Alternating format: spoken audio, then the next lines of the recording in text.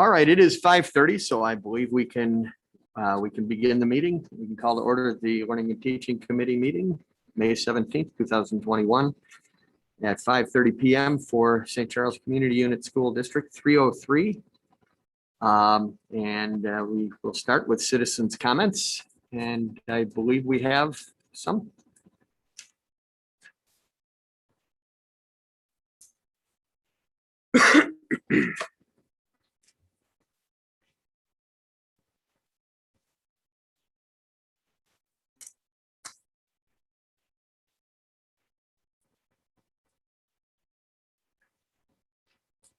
Thank you very much.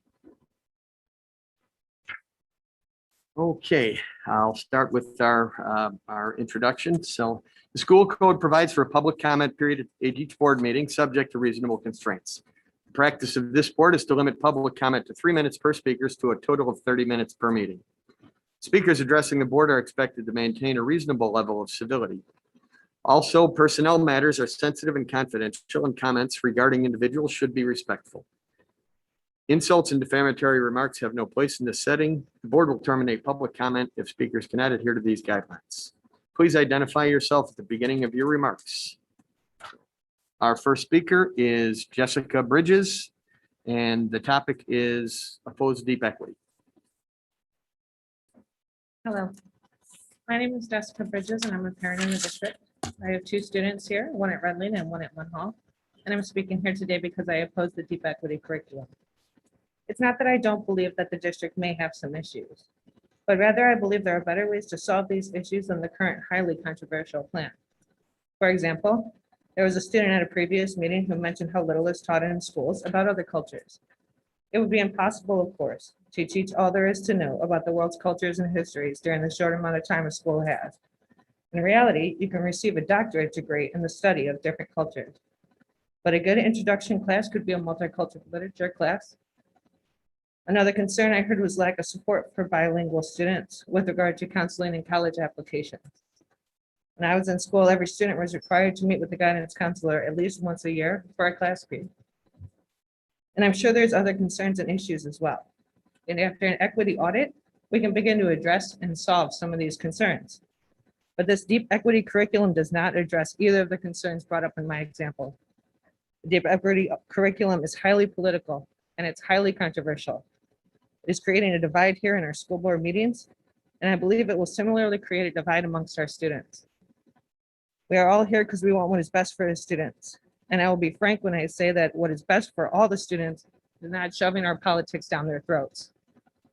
I'm asking that you please vote not to keep the deep equity curriculum and that you complete an equity audit so that we can start working together again. Thank you so much. Thank you. Next up, we have Andy Balafas and Vanessa Bellasota.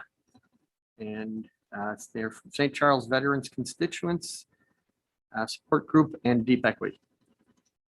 So my name is Andy Balafas. This is Vanessa Bellasota. We're here representing the St. Charles Veterans Constitution Support Group, which is a subcommittee of the 4 veterans organizations that we have under the roof on North 2nd Street. We have been alerted by non-veteran citizens that the school district may be implementing teaching and doctrine which conflicts with constitutional principles and are anti-constitutional. And I don't mean unconstitutional, I mean anti-constitutional. We've been asked to be involved. Some specifics: we're concerned that deep equity is closely tied with critical race theory, which is closely tied to Marxist principles. And that is the language of the oppressed versus oppressors based on race and genetics. We veterans are pledged to support and defend the Constitution and devoted to 100% Americanism. These are part of our core values, and also something we recite at the beginning of every meeting. Some questions that we have and we intend to pursue. The purpose of the deep equity training. Did the school board attempt to get buy-in from citizens? Do the citizens get to see the curriculum before implementation? Who is driving this? The state, the school board? And those are things that we intend to pursue. you have anything else to add, Vanessa? And I'm learning too, as a former school teacher, K through 12. I'm deeply concerned of the division that this might cause between students, student against student, student critical of other student, between teachers who feel like their voice can't be heard because they're afraid of retribution, which is just such a toxic idea in my mind. This is supposed to be a positive learning place. I know you all want that. I don't think politics and opinion have any place in core instruction, and I hope that the school board and more citizens will come forward and agree with this so that we can have a dialogue and talk this through before something's implemented that should not be. Thank you. Thank you very much. Okay, next up, we have Zach Kuchenko. The topic is math curriculum and deep equity. Hi, my name is Zach Kuchenko, and I have kids here in D303 going into kindergarten, 3rd, and 6th grade next year. So far, when I've been here to speak with you, mostly I've been speaking about elementary school, but as my oldest approaches the middle school and hence the high school level after that, my focus has turned a little bit more to some of the issues that are happening at those levels. So I've noticed a little bit of the decline in the scores in the SAT, particularly around math, and some of the curriculum discussion that's been had and is going to be had here today. And that's why I'm here to speak. Given that concerning downward trend of SAT scores, along with the details I've heard regarding the math curriculum that's been proposed, I'm concerned about what the district has presented. In particular, I was amazed to learn that there are basically 2 levels of math here at the high schools. I grew up in Hoffman Estates in District 211, and though I dropped from, I think, the highest level to the lowest level in my freshman year, we had 3 or 4 different levels of rigor across the math curriculum. And I'm concerned that we're not providing a level of equity across the students to try and cram a large school district like ours and all those kids into 2 different levels of teaching for math. I think you're losing a lot of people. You're going to lose a lot of kids, and they're going to slip through the cracks. And I think that's representative in the scores that we've seen today. Further, it seems that the curriculum that has been presented does not have a proven track record of academic success with high-performing districts in our area, the ones that we should be comparing ourselves with and trying to strive to the same levels of achievement. Please make sure that the district does the required analysis and due diligence in order to bring in appropriate resources to address our current deficiencies, as I'm concerned the current track, shows no proof of reversing that trend. So on to deep equity. I know it's not a topic of discussion specifically today. We've had a couple people already speak to this topic as well. I haven't been in front of you in a while, but I did want to voice my opposition to the deep equity program specifically. As I mentioned in my previous comments, I'm all for equity. I think equity is an important matter within schools, particularly within the public school districts, and it's something we should be focused on. But I think it's, the deep equity program itself, along with the lack of inspection that was done here in the district before moving forward with the program, I'm very concerned about that. It seems as though many of you have put the cart before the horse, and as a taxpayer and parent to kids in D303, I'd ask that you reverse course and take a more analytical approach to identifying and addressing any equity issues that we may have in D303.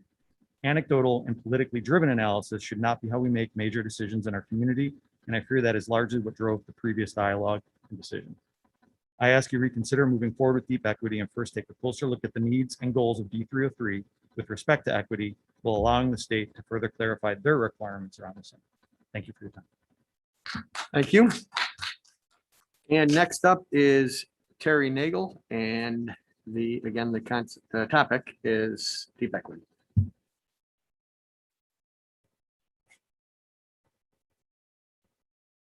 Hello, my name is Terry Nagel. I have a son who's a junior at East and a daughter who's in 8th grade at Redmond. And you may look at me and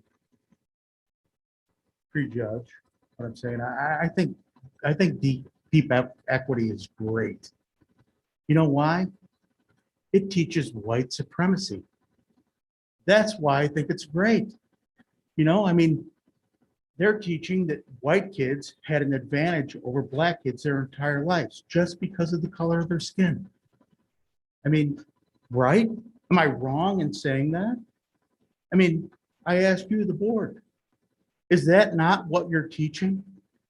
Are you not teaching racism? I mean, I may be 100% wrong. But again, my opening statement was sarcastic. That is not what I mean. I think this is a horrible thing to be teaching our kids. I think that what you, as a board, need to be teaching our children, as others who have come forward have said, you need to teach them reading, writing, arithmetic, the STEMs, the important things to make them move forward. I have had this discussion with 2 people on this board in the last year. You may or may not remember it. I've called you on the phone. I actually put a question forward to the committee that you guys have, and I cannot remember what it's called, where the citizens reach out to the community, and I was contacted and I emailed a question when we were in COVID, and my question was never answered. My question was because I had noticed things that were being taught to my children by watching the Zoom calls that were very much, I don't know how to express it. They were very much, I don't want to say racist, but they were teaching kids to not like themselves for who they were because of the color of their skin. My 13-year-old daughter brought this to my attention. And then when I reached out, I said, is this a curriculum that the school endorses?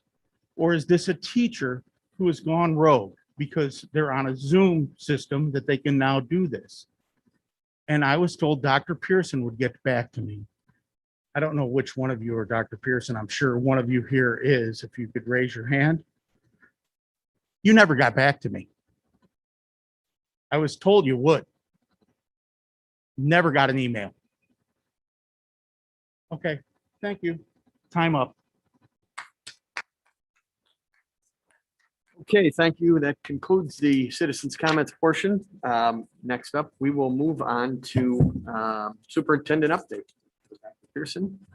Yeah, so this evening, I just wanted to just have a brief update on our school year plan for 2021-22. I mentioned much of this last week, and so I won't, recover or rehash everything, but I did want to just mention a couple of things. Number one, we are reconvening all of our task force committees from last summer, just to talk about what we've learned from this year and also to consider any changes that need to be made in our planning for next year. There are a couple of things in motion. The governor released a statement today about masks in schools, and still under the current guidelines, IDPH and ISB and CDC are still requiring masks for schools. We expect that that will be the case for the remainder of the school year this week and next week. We are hoping that as we approach the summer and we get to phase 5, that there will be some discussion at the state level about potentially changing that going forward. So that update was provided today by the governor's office. And then also on the state board agenda for Wednesday is a resolution in support of in-person learning. It appears that it's the first step that the Illinois State Board is taking in clarifying what instructional modes will be required for next year. I think they're trying to narrow the focus around remote learning to specific students that might have a medical issue or reason for needing to access remote learning. So it will be interesting after they have their meeting on Wednesday, what additional information is released related to remote learning in particular, but it looks like their orientation and focus is around supporting as much in-person learning as possible. So those are the updates for the planning that we're doing right now. Thank you, Mr. McNally. Hey, thank you. Mr. McNally, can I ask a follow-up? Thank you. Certainly. Related to the high school schedule next year, you had previously communicated that it will be a full day, the 7:20 to 2:20. Do you anticipate that the block schedule style is going to continue, or do we know that answer yet? Yeah, no, the block schedule in our current planning is not going to continue. We will return to our regular 8-period day bell schedule. Okay, thank you. Okay, I think next we're up to welcomes and celebrations. Are there any? Nothing? Okay. Then first up is our discussion item. Item A, 5A is high school math resources.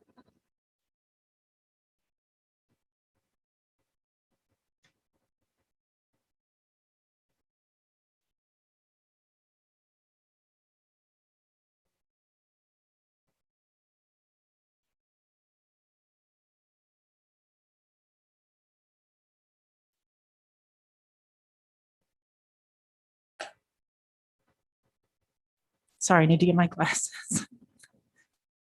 My eye doctor says I'm getting wiser. I hope he's right. There are several of us that are going to be presenting this evening, and just because there's limited spots, we're going to ask that they introduce themselves and their role when they come up to present. So thank you for taking the time to listen to our presentation this evening. The recommendations and information shared this evening are aligned to policy 6:210. They're also aligned to our strategic and school board commitments, where both highlight the importance of innovative learning experiences and responsiveness to our learners. This evening, we'll be presenting information about our data, instructional shifts, define honors, highlight the resource selection process and cost proposals, the implementation and professional learning plan, and conclude with a revised recommendation. Before we move into the data analysis portion of the presentation, we feel it is important to note that given the challenge of our instructional models this year, it is hard to draw solid conclusions about our current data. It is clear that we need to support the fidelity of implementation of our curriculum when we return to normal instruction. Later in our presentation, you will see clear recommendations for resources, personnel, and professional learning. I'm now going to turn it over to Tina King to talk about our data.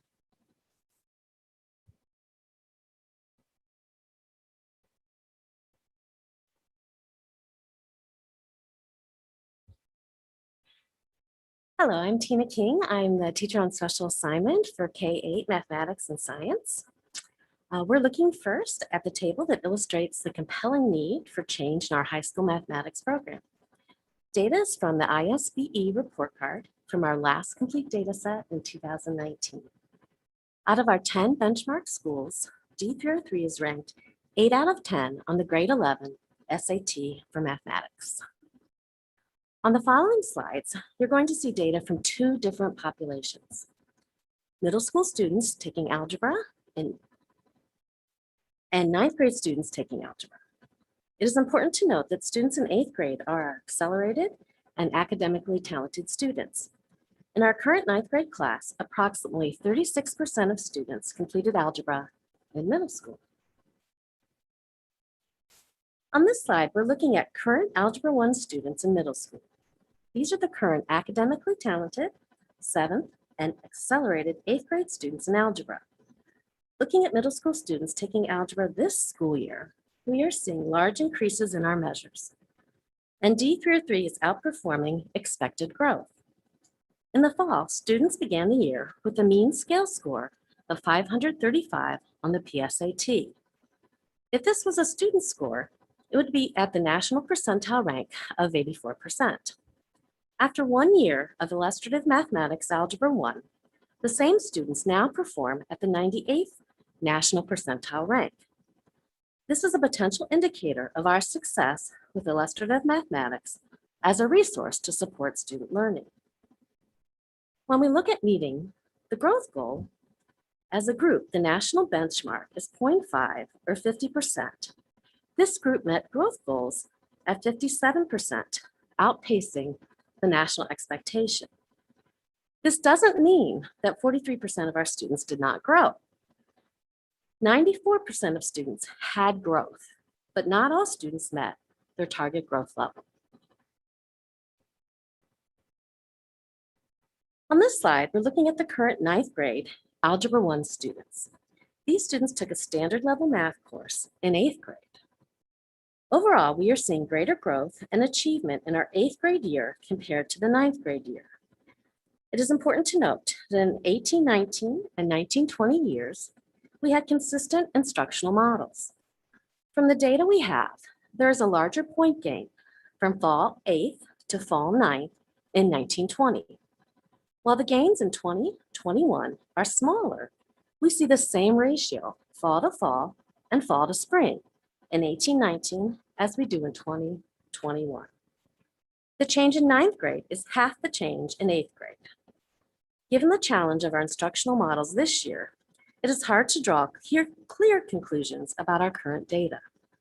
It is too early to measure the change in 9th grade using IM as a resource. Let's look now at our growth of 9th grade students in algebra. Using the simple average growth as the target, if we mirrored the national average, we would expect to see 0.5 or 50% of students meet the growth target. In all years, we are over 50%. This is a point of celebration. This parallels the achievement data. Students are showing statistically significant growth at a greater rate when supported by the IM resource in 8th grade.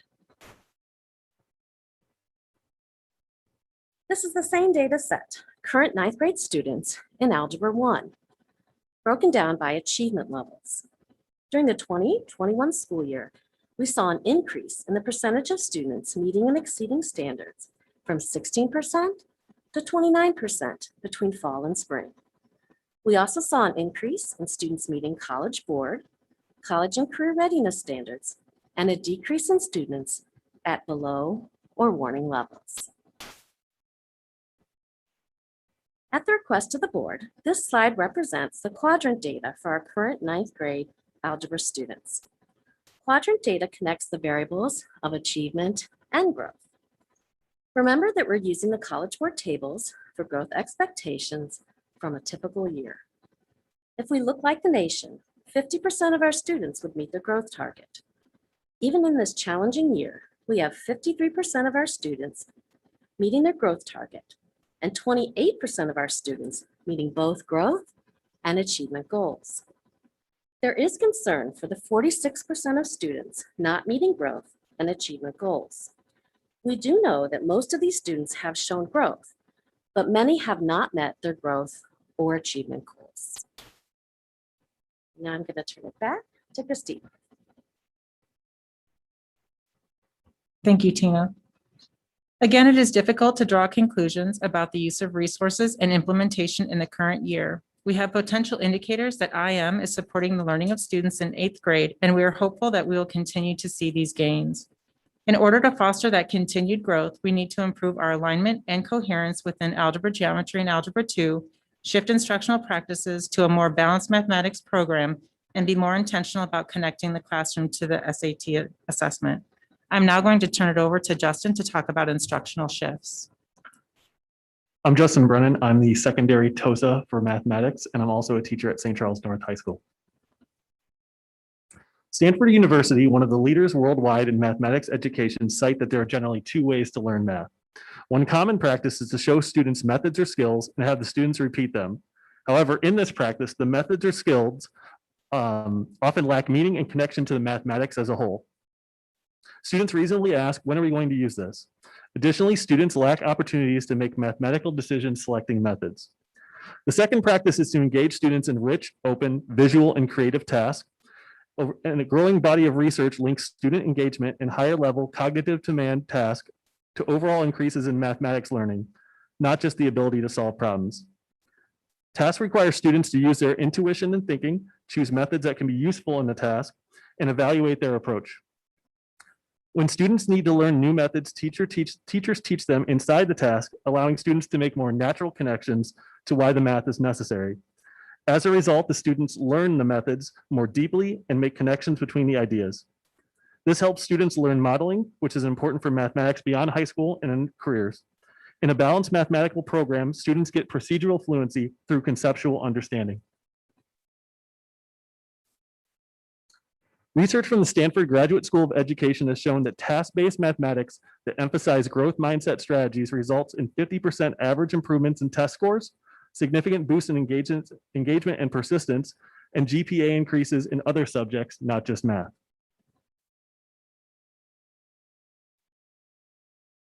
This graphic is a barometer of influence from researcher John Hattie. Hattie's research from visible learning synthesizes findings from 1,800 meta-analyses of 80,000 studies involving 300 million students. There is compelling evidence for certain strategies and approaches that will have the strongest influence on student learning. Hattie has been able to demonstrate that the effect sizes that have a measure of impact greater than 0.4 translates to more than a year of growth for students. We can use this research to look at curriculum materials and instructional shifts to support evidence-based practices. Important instructional strategies that are central to student learning, like discourse and questioning, have an effect size of 0.82 to 0.48 respectively. However, when students perform tasks that require decision-making, problem-solving, memory, attention, and judgment, The effect size is 1.29 and represents one of the strongest effect sizes possible. This shows how a balanced mathematical approach that includes task-based mathematics can have a significant influence on student learning. The National Council of Teachers of Mathematics, the world's largest mathematics education association, agrees that math tasks are one of the 8 high-leverage instructional practices. Moreover, tasks help to create conditions that support several of the other high-leverage practices, like productive struggle and connecting mathematical representations.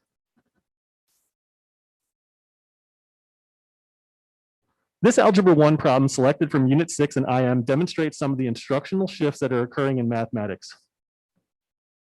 Students explore quadratic growth by first investigating geometric pattern growth visually. The task is said to have a low floor, meaning that it easily invites students into the problem without sacrificing the learning objective.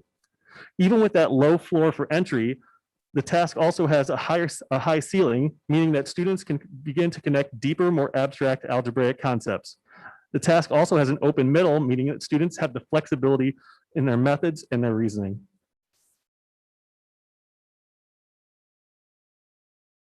Students access this task by making sketches of representations and later formalize quadratic growth by generating a series of visual patterns. Students then see the more abstract function representation can replace repeated reasoning of the sketches. This process validates the mathematics to the student. Students then go full circle in their understanding by sketching a pattern for given a different function. Teachers during this activity are monitoring student responses, selecting particular responses that can meet the learning goals, and sequencing them to connect ideas so that the student's work and understanding is what drives the lesson. Teachers are using the math language routine collect and display, which the language and terminology used by the students are showcased by the teacher, and students can use the terminology to build their own descriptions and representations. This builds students' mathematical vocabulary in a more natural way, as students can connect their own thinking to the terminology being used. When you compare a typical Algebra 1 assessment question from last year versus one from this year, you see that both questions ask students to have an understanding of the special points of a quadratic graph. However, the IM problem also assesses if the student understands how the mathematics relates to the context, similar to the problem presented, how the problems are presented on the SAT, and also how math is utilized in professional practice. And because the context is embedded in the entirety of the IM resource, students develop a true understanding, unlike the sprinkling of just a few contextual problems at the end of a lesson from a traditional math textbook. I'm now going to transition to Midge Hampton to discuss the difference between our standards and honors math programs. Thank you. I'm Midge Hampton. I'm a math teacher at East, and I will be the new lead teacher there starting next year. As a CDT, we define honors as a mathematics course that moves at a more rapid pace than the standard level mathematics course, providing more opportunities for a deeper exploration and application of standards. Rapid pace doesn't mean more. The ability to move quicker allows our students to deepen their understanding and complete more complex tasks. Our definition aligns with the National Association for Gifted Children's definition of honors. Therefore, this was the lens that we used throughout the honors CDT process as we looked at resources. This slide is organized to show the differences and similarities within the different course types at the high school level. The weekly instructional minutes are equal for standard and honors, but has an increase for our extended courses. The grade weighting at the honors level is different compared to standard and extended, as described through our course offering book. What we would like to highlight on this slide is that the honors curriculum absolutely addresses all Common Core state standards, but also includes the plus standards that we will elaborate on later in this presentation. Regardless of what course type, the instructional practices and routines are the same. Expectations during assessments increase with rigor within the honors course type.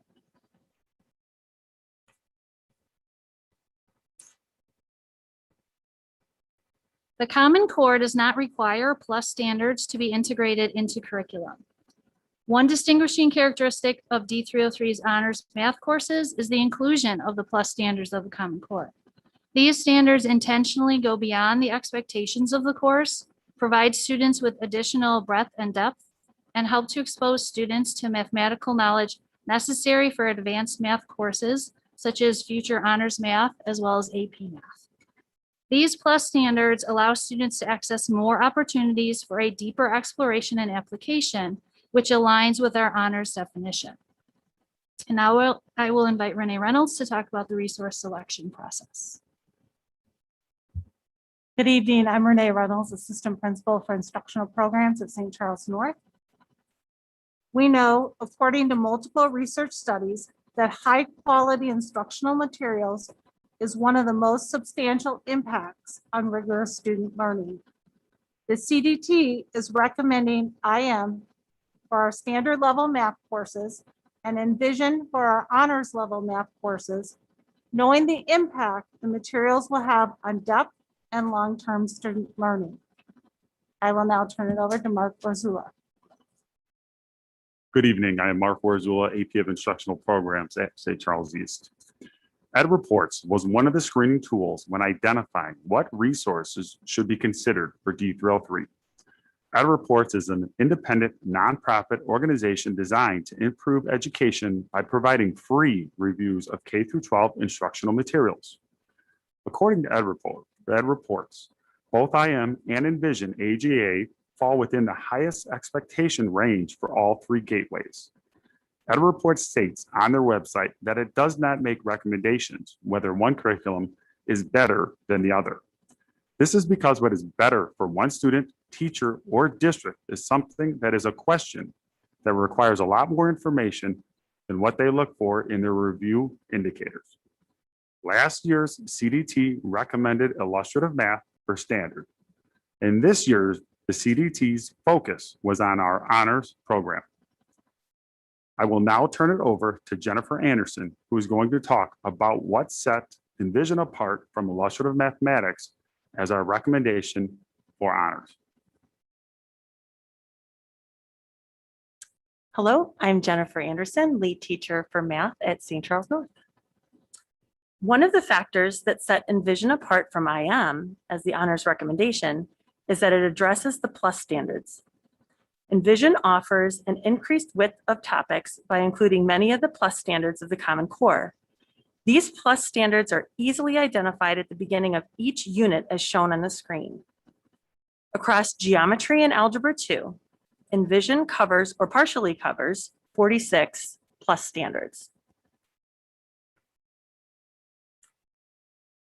To give an example of where Envision addresses the plus standards, we'll look at trigonometry. Our current Algebra 2 honors curriculum addresses all core trigonometry standards. This slide highlights the additional trigonometry standards in Envision beyond our current course. Specifically, Unit 7, there are 2 additional topics, while Unit 8 in its entirety includes plus standards related to trigonometric equations and identities. Dr. Warren will now talk about the cost proposal for the AGA resource.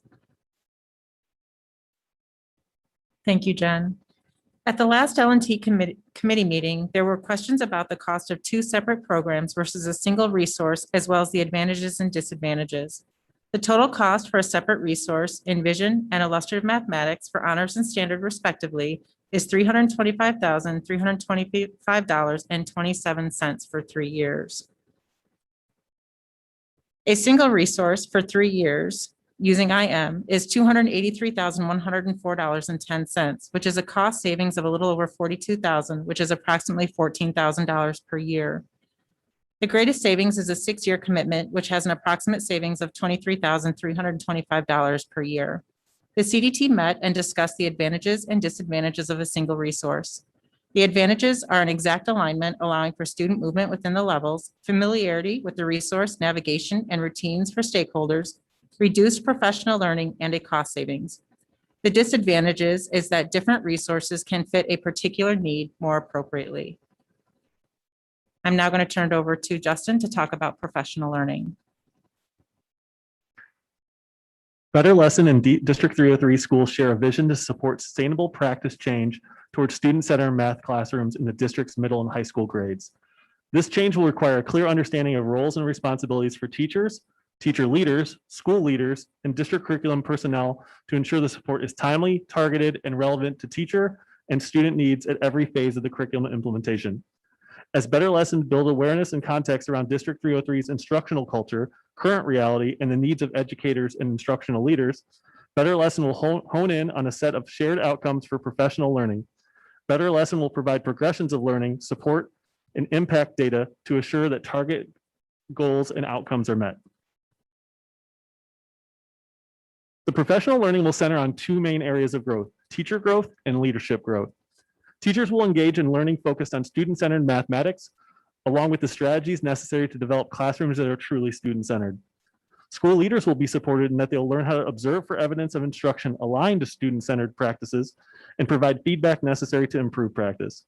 One overarching goal for both areas, however, is to develop the capacity of knowledge beyond the training. The partnership between Better Lesson and District 303 will start in June 2021, with a June 2021 launch into evidence-based student-centered math practices, and will provide the initial vision and buy-in to make the shift towards a more inclusive and accessible student-centered curriculum.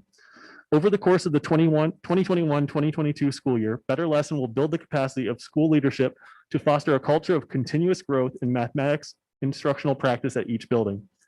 Simultaneously, Better Lesson will work to support teachers in shifting their instructional practice to a more student-centered, discourse-driven strategies and learning environments. A key pillar of success of the partnership will be to provide ongoing job-embedded and sustained professional development. I'm going to turn it back to Christine. We'd like to highlight the professional learning activities that will be provided over the 3 years. The total cost for year one ranges from $58,000 to $65,000, depending on the total number of participants. This includes virtual workshops, learning walks, coaching, and strategic planning. We continue those same activities through years 2 and 3 through a gradual release model.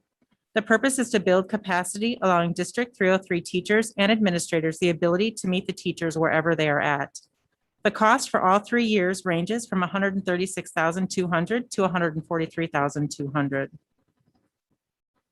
In addition to the professional learning, we are recommending a math coordinator position. This position will be responsible for coordinating professional development, observing instructional practices, monitoring classroom and course common assessments, advise PLC teams, and conduct real-time program evaluation.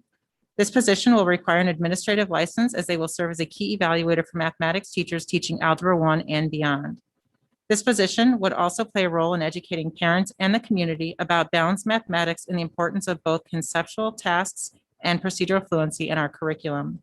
I'm now going to shift to our 3-year expected outcomes. When illustrative mathematics was first brought to the board, we communicated several expected outcomes over 3 years.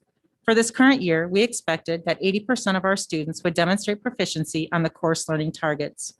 We successfully implemented ALEX, which provided individualized pathways for our students. The current CDT defined honors and are now making a recommendation for an honors resource. Classroom observations and walkthroughs will continue to be conducted on a yearly basis. I'm now going to turn it back to Justin to show you our students' performance on our common local assessments. In Algebra 1, data was collected for common unit assessments across the 4 secondary buildings. The assessments were collaboratively created and generally based on assessments provided by IM. Initially, ALEX was used to replicate some more of the procedural and lower DOK questions on the IM assessments. This was particularly helpful during earlier parts of the school year when authentic assessment was more challenging during remote and hybrid instruction. As the year transitioned, ALEX took a more formative role in assessment and was phased out of the unit test. The data presented represents the percentage of students meeting learning targets. 70% or better were considered meeting. We did not meet the target outcomes that were set for many of the assessments, but we expect to see improvements next year as the familiarity with the resource and instructional consistency will improve. Because the ALEX scores were higher than the performance task assessments, it also validates that professional learning will be valuable to help us to shift to more conceptually challenging assessments.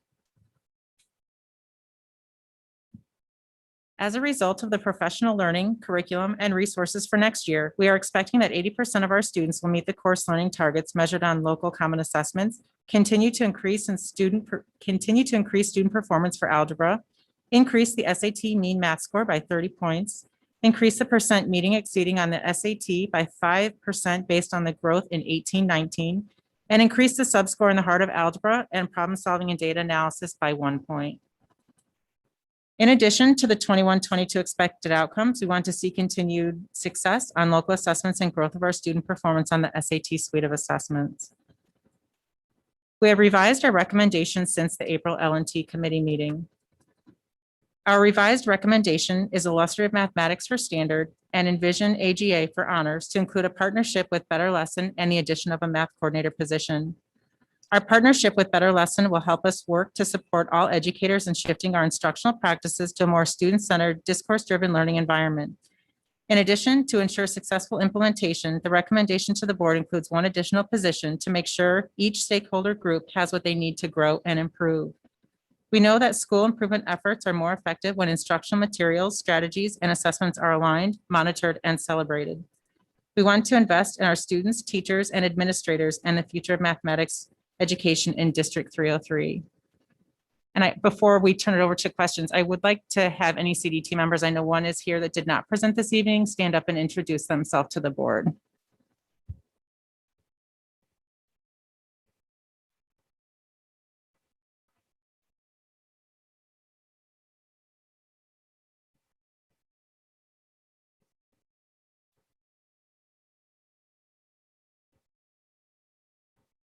Thank you for your time. I didn't want them to go unrecognized this evening. Okay, thank you. I'm sure we have, saw a lot of scribbling and I was doing some myself, so I'm sure we have some questions. Why don't we start over here with Mr. Lackner? You're ready to go? Sure, I have a couple of questions. You talked about a couple of different research entities. You talked about Stanford, you talked about Hattie, you talked about NCTM. What role have those organizations played in the development of either the IM program or the Envision program themselves? I don't know if I can give you an exact answer, but the author of the Common Core Standards is the author of the Illustrative Mathematics. So there's a significant alignment between that. Joe Bowler and Dan Meyer, I feel like I'm throwing out names, both involved with the work of Stanford and really push the task-based and problem-based curriculum. But the direct correlation, I don't know that I could speak on behalf of their involvement in that. Well, the NCTM high leverage instructional recommendations are definitely built into both Envision and IM. I know with Envision, they're labeled as, I think ELP, something like, I forget what the acronym is, but they're directly tied into those. As you saw in that flow chart for NCTM with all the different high leverage practices, those are specifically called out in the Envision resource. And yeah, sorry. Right. And then for IM as well, IM is definitely built around those high leverage instructional practices, really about like what kind of questioning and using student thinking. We talked about with the example I provided for the IM problem, the student thinking is used really to kind of push the instruction forward. So they're definitely built around these high leverage instructional practices. So for that one. So if I hear you rightly, none of those three organizations were directly involved in the development, but the publisher leveraged some of those concepts in the development. Do I have that about right? That would be correct.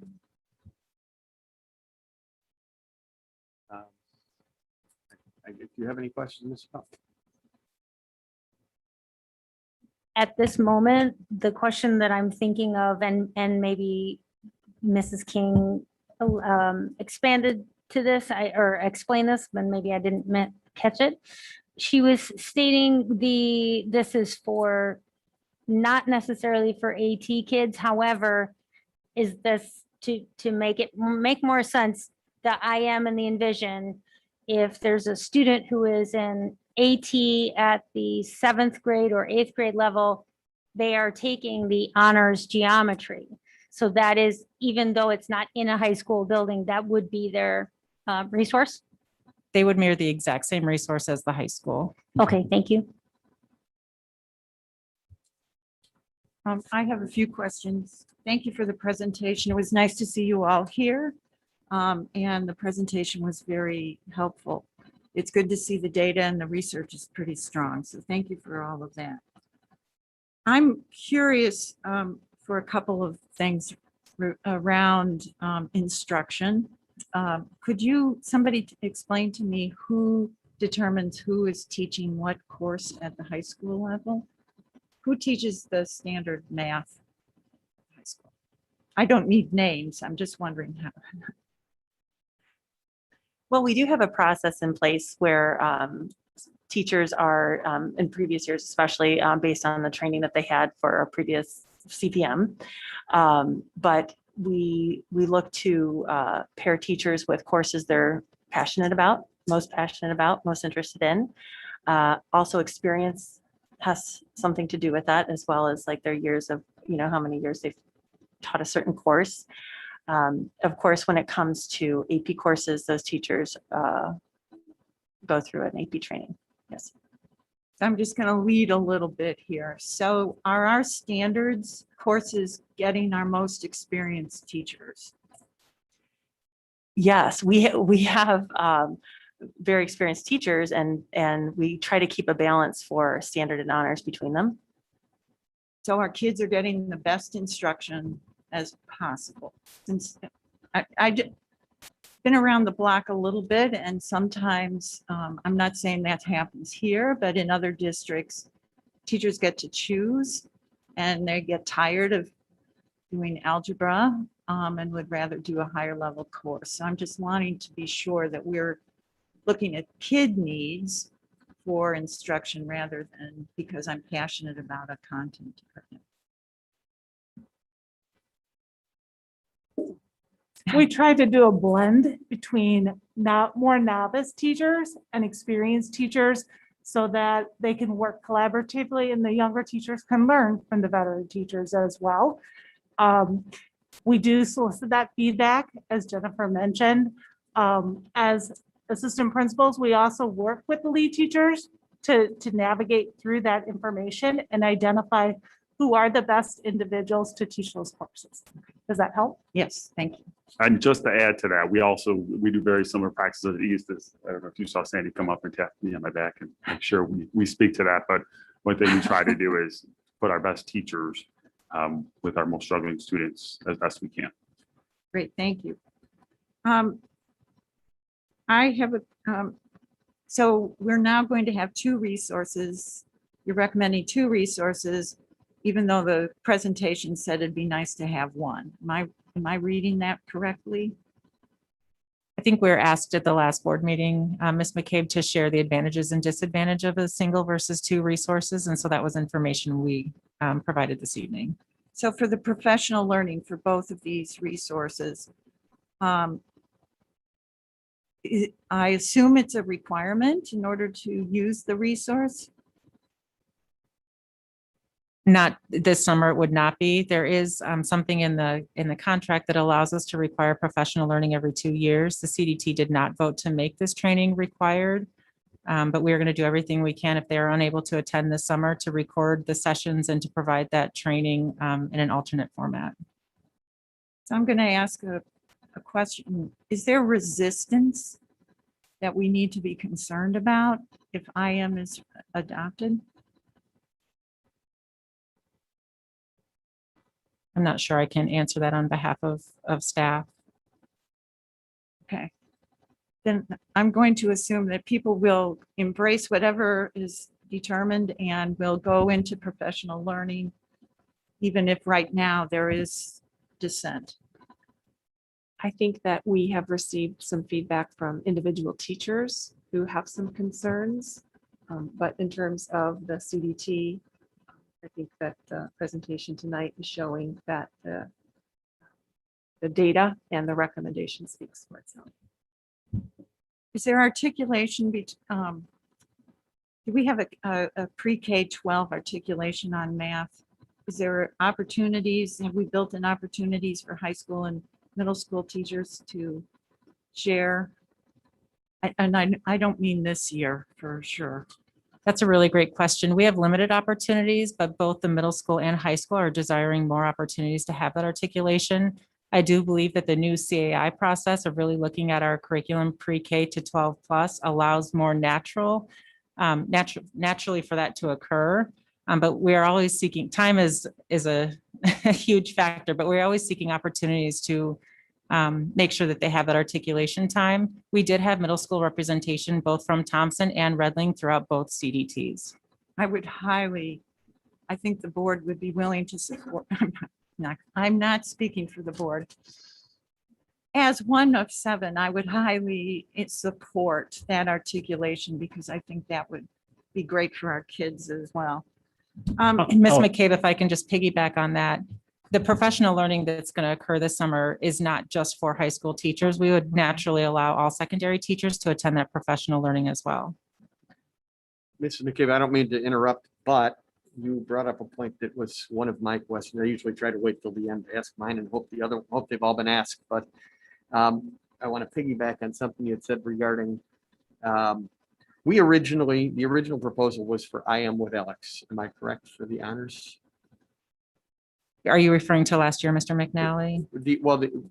We were at the last meeting. What was it? What was the? No, at the last meeting, the recommendation was for illustrative mathematics for standard. I'm sorry, illustrative mathematics with Alex. So that's their digital component. Right. And then Envision with Math Excel for our honors. So that recommendation has not changed since the last meeting. The only change is the professional learning partnership with Better Lesson, as well as the additional math coordinator position. But the reason I'm bringing it up is I'm wondering if, we had talked about using the same resource for movement, between levels from regular to honors.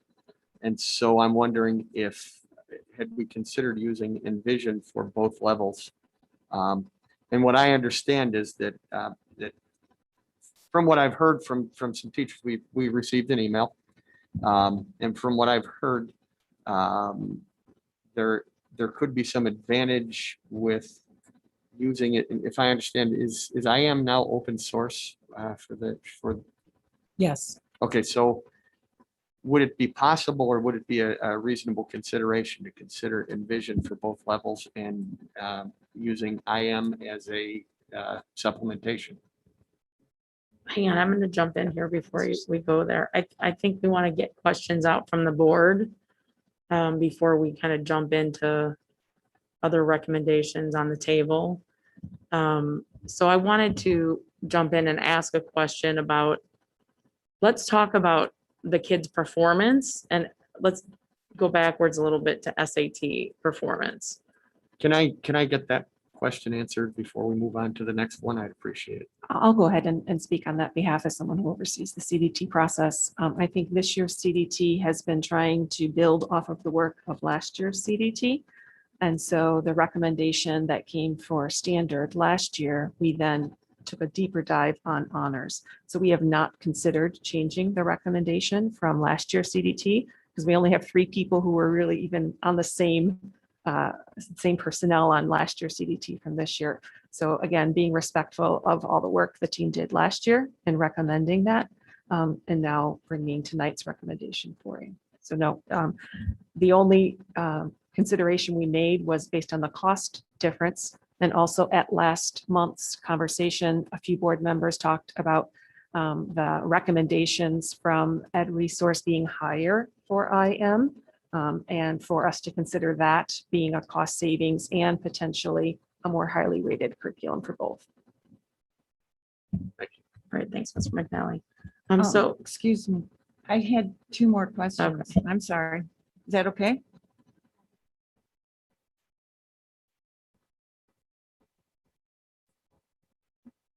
That's fine. I just didn't know that. I thought we were going around and then finish.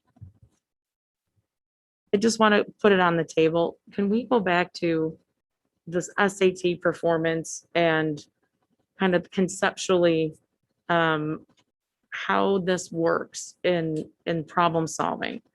So go back to big picture because we're kind of getting in the weeds a little bit. And both of the products look at problem solving. But in your opinion, and I don't know who wants to answer it, since we need to bring our SAT scores up for our kids in high school, I think that's the primary goal of the board. Which product, in your opinion, would encompass what needs to be taught and the way it needs to be instructed in order for that goal to be worked on? Because it seems like the data, though I appreciate you providing it, is a little bit inconsistent as to what the principal resolution is. So I don't know if Dr. Herman wants to answer it or if you want to answer it. So I'm looking at which one would influence kind of a greater achievement change. I'll go ahead and start. I think that the lens that we have been working through as a CDT was shared with you tonight about the plus standards, and I think those are very important. That's one reason why students sign up for honors courses, just to make sure they have the breadth of content. I think the thing that changed in Illinois in 2017 when the assessment changed was it wasn't that the content was expanded, it was that the rigor and the complexity of the questions became much more challenging. And so when I compare the two programs, Envision versus IM, the one that's rated the highest for complexity of tasks is IM. But that was not necessarily the lens that our team focused on. But that's my professional opinion. So with that being the lens, if we think that that helps the complexity, can you help differentiate, Dr. Warren, why the instructors are focusing on Envision if the lens for IM is that it could potentially help the student understand the complexity of questions better? Can you help differentiate that for me? I don't think I can't speak on behalf of all. I know there were some inconsistencies in the executive summary that we provided with the rubric rating. Dr. Herman and I had lots of conversations about that in terms of the criteria where we'd have some who would say it does not meet at all and some who said it exceeds expectations. So we didn't have that inter-rate of reliability within each of the components. But I would be uncomfortable speaking on behalf of individuals, of teachers who served on the CDT. I know their lens really, as Dr. Herman stated, the plus standards were a big draw for our teachers. Illustrative math does have the plus standards, but not all the plus standards like Envision has, and that was a big draw for them. They also preferred the leveled assessment system. So there's 3 levels of assessment. So they enjoyed having that ability to easily differentiate and customize. So I know that that was a draw for them as well. But in terms of preference or what I think if you asked the CDT, you might get a different response based on their preference. So I don't know that I can differentiate between other than what we saw in the rubric scoring.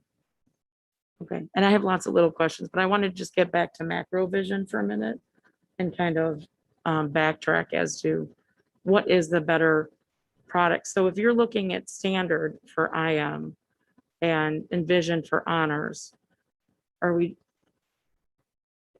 would we do a disservice to honors by providing a product potentially that has it or a different lens on it, or is it just a teacher preference or the way they instruct? Back to Mrs. McCabe's point. I think the 2 resources are very different in their approach to mathematics. Again, I feel like I'm put on the spot a little bit in this. I'm not sure I can speak on behalf of the CDT members. I don't know if somebody else wants to jump in. I was just going to suggest if we had a math teacher here, maybe they could step up.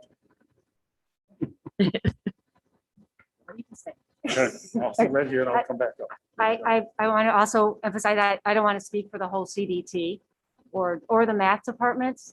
And I would say from a teacher point of view, the resources are actually, in my mind, rather similar because they are based on the practice standards. And what students are doing is showing their thinking and talking about their thinking. And the problem that we had this year implementing IM was that our greatest tool as teachers is to hear the students and listen to the students and work with the students. And that was taken away from us this year for the most part. So I think as a teacher, it's hard to judge that program with the year that we've had. Envision does have the plus standards, so that is needed for the honors program. Looking at from a teacher's perspective, it does have more of the bells and whistles so that we have different assessments to choose from. So I think that we thought that was a plus. And if I could just piggyback, as Okay, you thank talked, you. Sandy, some things popped into my mind. Illustrative mathematics is actually is a curriculum in itself. It has the embedded instructional strategies Envision to, and through the lens, I believe through many of the CDT members, the Envision is really a resource. That's not our curriculum. So they're two different, they cover the same standards, but I am they sell it as a packaged curriculum. That's how it's presented, where Envision would be more of a resource. And I think the teachers spoke very highly about having the bells and whistles, as Sandy talked about, of having some supporting resources in different ways that they could differentiate at the honors level. The one thing I'd like to add about Envision is I've been teaching AP Calc for 20 years. When I flip through the Envision book, I recognize problems that are parallel to the types of questions that the students will face in the future. Specifically when there's missing values and there's more variables. It forces them, it asks them to anticipate behaviors of functions and things like this. And when not all information is provided within an equation specifically, it's a little nerve-wracking for students, but that was what I was drawn to. I noticed that throughout, and the performance task questions that were in the Envision resource in every chapter involved really deep questions that had multiple topics that were overlapping for students to problem solve through. So I found that again to be a very helpful resource to have as a teacher, and looking forward to what the students are going to need for pre-calculus honors, and AP Calc or beyond. All right, thank you. Okay, Mrs. McCabe, go ahead. I actually I'm sorry to interrupt for one more quick second. We talked about 46, there are 46 of the plus standards embedded in Envision. How many plus standards are there? I know that might be a dumb question, but how many actually are there?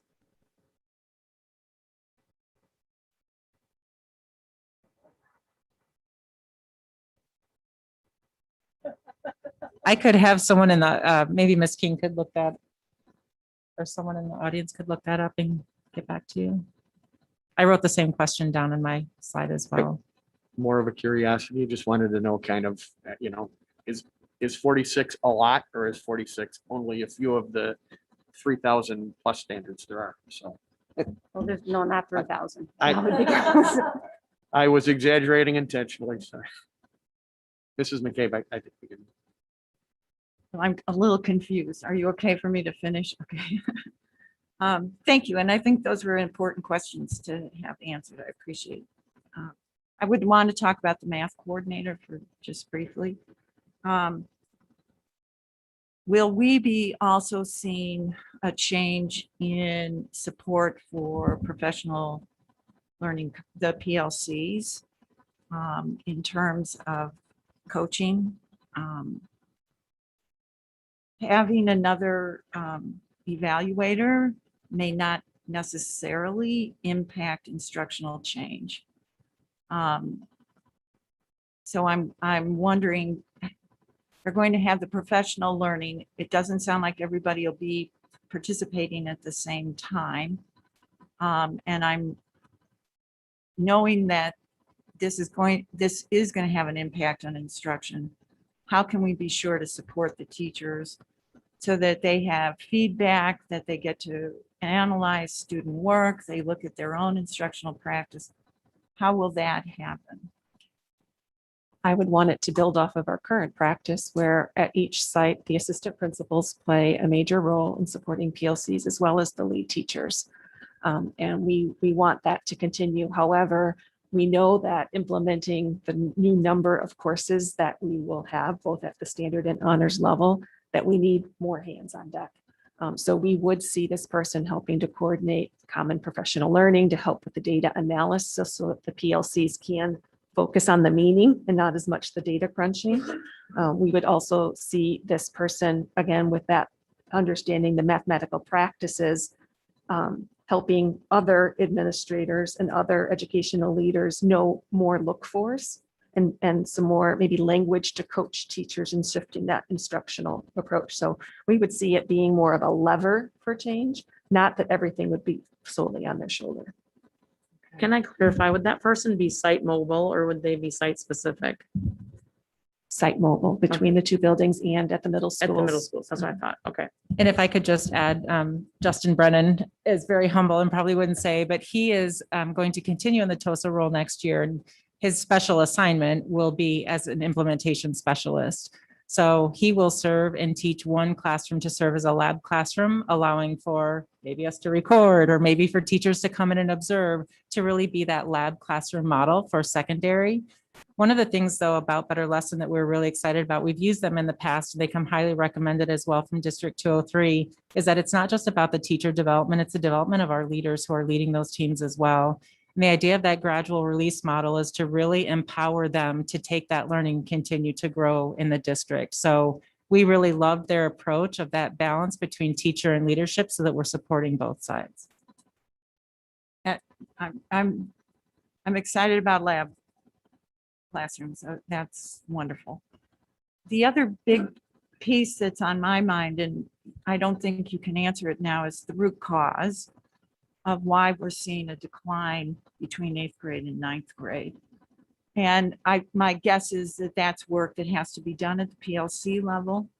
I would ask as a board member to have a conversation sometime in the first quarter of next year to look at what is unfolding. We could be spending hundreds of thousands of dollars on a resource when the root cause is something totally different. So I think it's important for us to know what you learn through this process, seeing how the PLCs are working, having teachers come and talk to us about their work. I think, at least me personally, I can have my own private conversation with them, but that's, to me, the crux of how do we really improve our students' work and learning. So that's something I hope we can keep in the forefront. Thank you. Okay. I just wanted to clarify. So in your evaluation, did you reconcile the content of these resources to some level with the SAT in terms of the content that's tested in the SAT, the types of questioning, the format, et cetera? Has that been, I appreciate that we've done the assessment against the standards, but have we also looked at the SAT because they can be different? We have, and that was some of the examples that Justin shared virtually last meeting, but also today, to show that connection of an SAT question to illustrative mathematics. Envision has similar problems as well aligned to SAT. So are we more heavily weighted towards the SAT or more heavily weighted to the standards, or is it 50-50? Well, if we're teaching the standards, we're preparing students for the assessment. So I don't know that I can separate the two. Okay. And then can you clarify, did I understand then that that if we move forward with these resources, that not all teachers will necessarily be trained for the fall, or this won't be completely rolled out? Can you expand on that? Sure. We have a draft of a plan working with both Savas, also Pearson, as I revert to that name a lot, as well as McGraw-Hill, who does our illustrative math. And then we also have Better Lesson, who also is a certified illustrative math provider as well. So we have a draft of a 4-day 2-credit class that allows for teachers who just teach standard, or teachers who just teach honors, or teachers who teach both, and what that professional learning would look like. We do have permission from, I'm fairly certain, from Better Lesson to record portions of their presentation, as well as Peter Lillydahl is a well-respected author in instructional shifts and practices through the Thinking Classroom. He's allowing us to record that as well. So for those teachers who are unable to attend, we certainly would have professional learning opportunities for them in the fall when we return, as well as provide those recordings to teachers. But the expectation will be that these are the resources that are used. That is correct. Okay. And then just the last question I had, wanted to circle back on one of Mrs. McCabe's questions. So, I mean, what is the team's confidence level in terms of transitioning this if it moves forward to all of the high school teachers? You know, how are you going to close that disconnect because there are some teachers that are not supportive. I think it's really important to look at those teachers who have been teaching illustrative mathematics this year. And I think Sandy said something that really hit me, is that opportunity for students to collaborate and that be in person and to listen to discussions has been taken away in some ways just through our different and changing instructional models this year. But that professional learning that we have through Better Lessons is really focusing and making our shift to a more student-centered mathematics classroom, as well as the work through Peter Lillydahl. So a lot of that will be addressed and help that bridge and transition through the summer learning course. Thank you. I think you're up, Spark. Okay, so I've spoken quite a bit about math over the last 2 years, so I'll try to keep this short. I'm happy to see that there's a more encompassing plan for mathematics with the coordinator, the professional learning for the instructional shifts, the lab classroom, continuing with the TOSA. And I do want to thank you for showing us more clearly how Envision can support the honors mathematics with the plus standards. That was also helpful as well. What I didn't see for either illustrative math or for Envision is what are the expected student outcomes? I mean, we've talked a lot about what the teachers are going to do, what they're going to go through, how we're going to shift practices and the resources itself. In a previous, so last time we talked about mathematics, not this year, but the year before, and we went with 1 year in a pilot of illustrative math and algebra. We had a student outcome that was given to us, an expected student outcome. I would like to see that, with that expected student outcome for both our standard and for our honors would be. That's one thing, and I don't know if you have something in mind or not. The expected outcomes were in the presentation, Ms. Barker. We talked about an 80% student performance of scoring a 70% or higher to show proficiency on the learning targets. We talked about a 30-point increase in the average SAT, as well as a 1 point or 15-point subscores, but as well as a 1 point increase on both heart of algebra and problem solving and data analysis. I don't know if you wanted them separated out any more than Yeah, that. I think it was confusing because wasn't necessarily separated out for standard and honors. It was just kind of all together. That is correct. It was looking at the class as a whole. Yeah, I mean, I think it would be important because we're talking about two different resources. Those are the two different things that we're talking about. The other piece is that I think as it was wrapped up, there's some potential conclusions to draw about the effectiveness of illustrative math, but I don't know. I'm looking at the table on page 6 and the presentation. And what I'm seeing is the students who are currently in 9th grade would have been in IM for now, this is their 4th year, right? Or is it their 3rd year? 3rd year for 9th graders? Okay.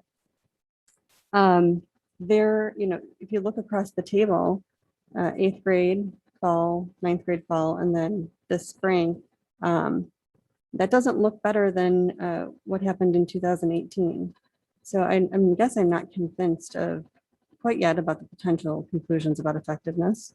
I would be more comfortable with just a 1 year contract rather than a 3 year contract to really, I know this wasn't the year necessarily to draw some conclusions, but to really get a good gauge of what those conclusions could be about the effectiveness. So I'm not that far off than Mrs. Barker on that. I have still more minutia based questions. I would like to see a quarterly a curriculum mapping, accountability plan, report on implementation, complex task data, assessment data, walkthrough data on instruction. So, sorry, did you want me to go a little slower? No, I've got it. Okay.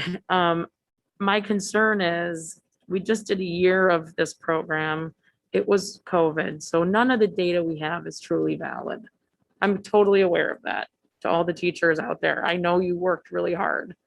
Some of you are friends of mine too, so I know it was a hard year to teach. I know it was a hard year to be a student.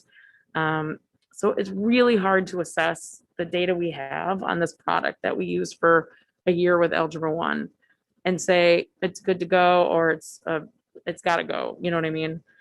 The problem is that I think a 3-year commitment, we need a product. CPM has got to go. It's seen better days. I have a concern. What if we have a 3-year commitment? We see in year 2 that maybe we need to upgrade IM to Envision or vice versa, and we're stuck in a contractual obligation. And we see that the data is going one way or the other. I go back to wanting to focus in on, it's not about test scores, but that is really the only way we're assessing our kids in 9 through 12.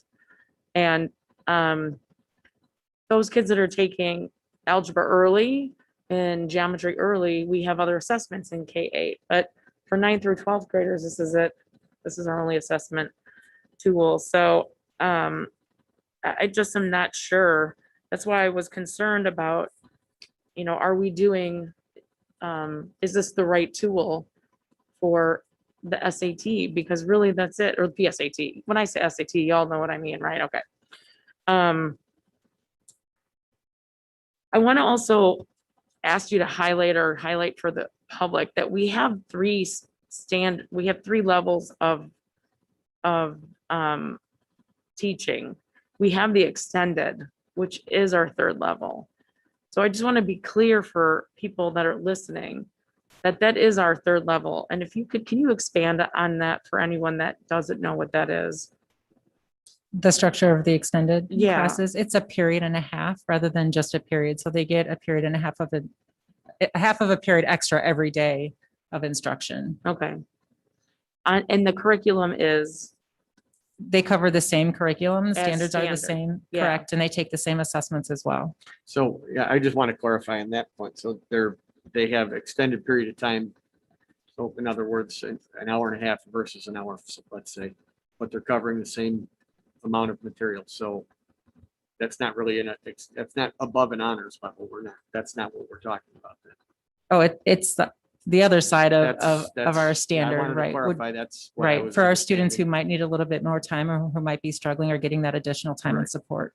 So, okay. But there are there's people that are getting assistance, there's a standard level and there's an honors level.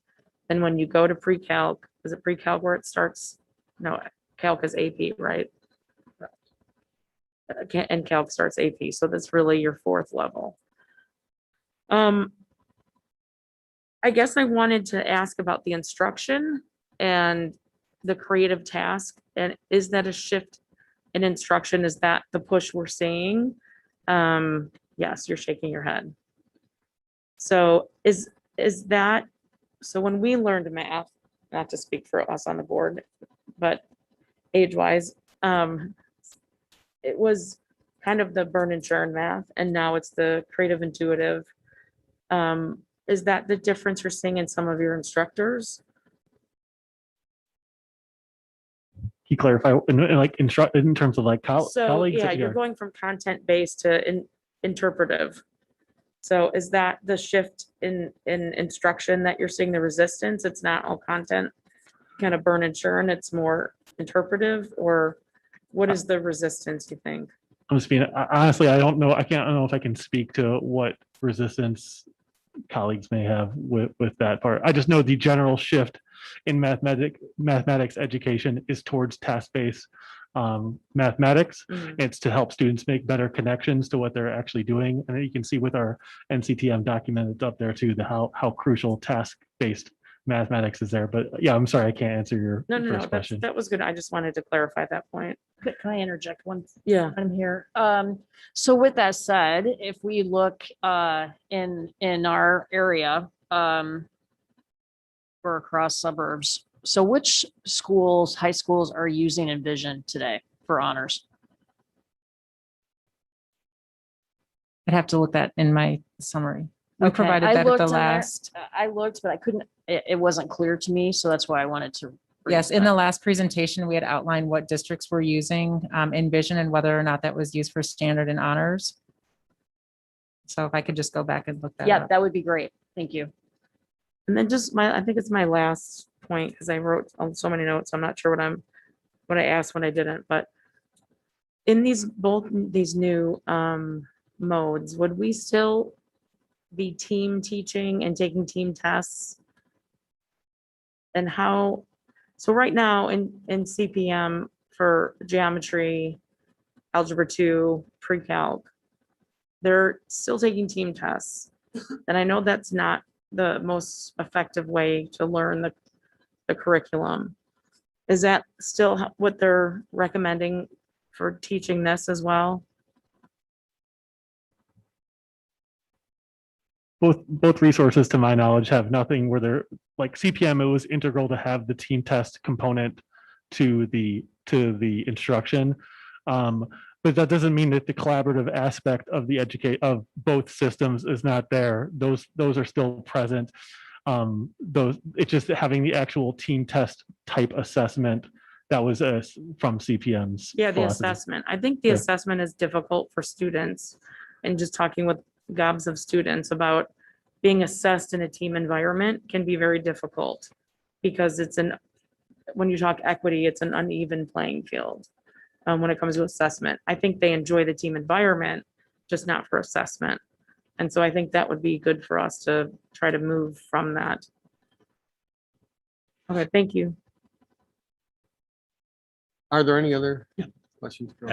Yes. As you guys are thinking about evidence and talking about the data, I think Mrs. Barker rightly points out that the data is flawed. We have this 1 year, and we can talk about the variances in that specific year, and it's a tiny sample. So one thing to consider is for other organizations who have adopted either of these programs, but particularly doubled down on IM, what are those districts, what have they experienced in terms of student growth when they've deployed IM? Also, you talked about the recommendation from District 203 of the coaches and training team. What programs and tools is 203 using? Is it these programs or is it some other programs?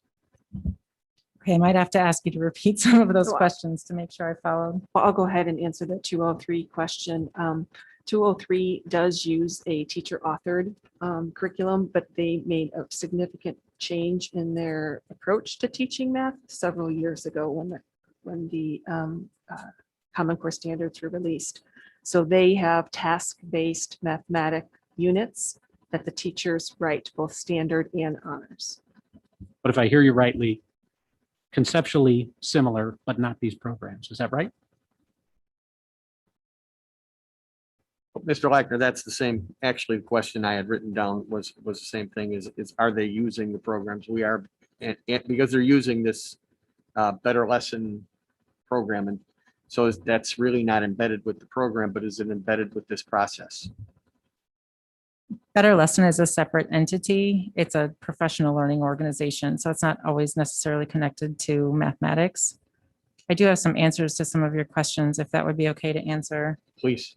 Dr. Byrne, in her gracious time back there are 49 plus standards, and I believe we said 46, so not 3,000 or anything like that. I'd rather be 3 short than 3,900. That's true. That's true. 29. The other piece is in looking through the document and looking at the top performing schools in the district, as well as our LUDA districts. None of them are using Envision for our honors program. We did share a list of users before, but they were not in the LUDA or the top benchmark districts that we have.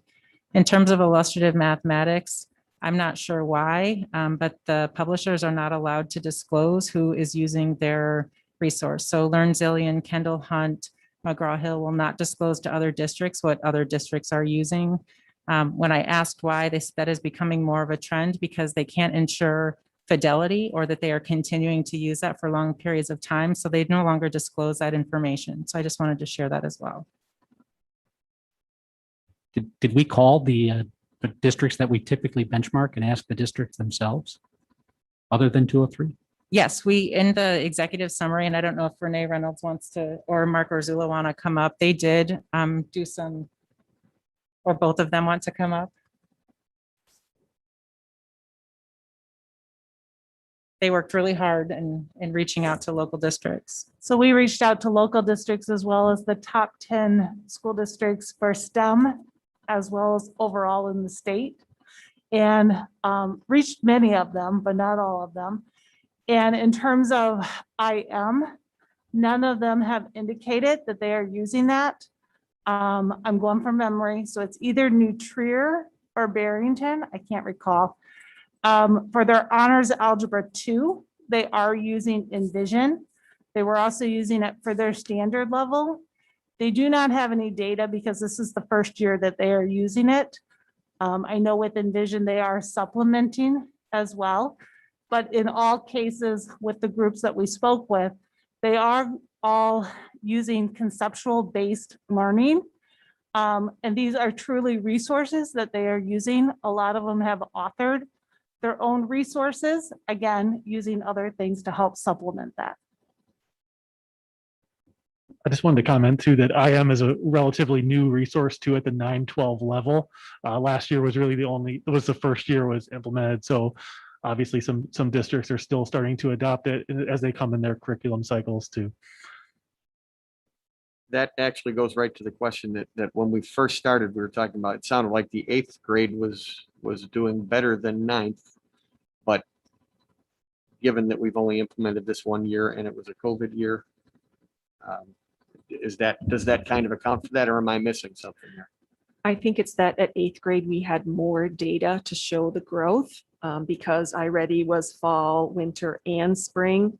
We were able to make a more, I would say, slightly more reliable. But again, it is both are only after 1 year of implementation.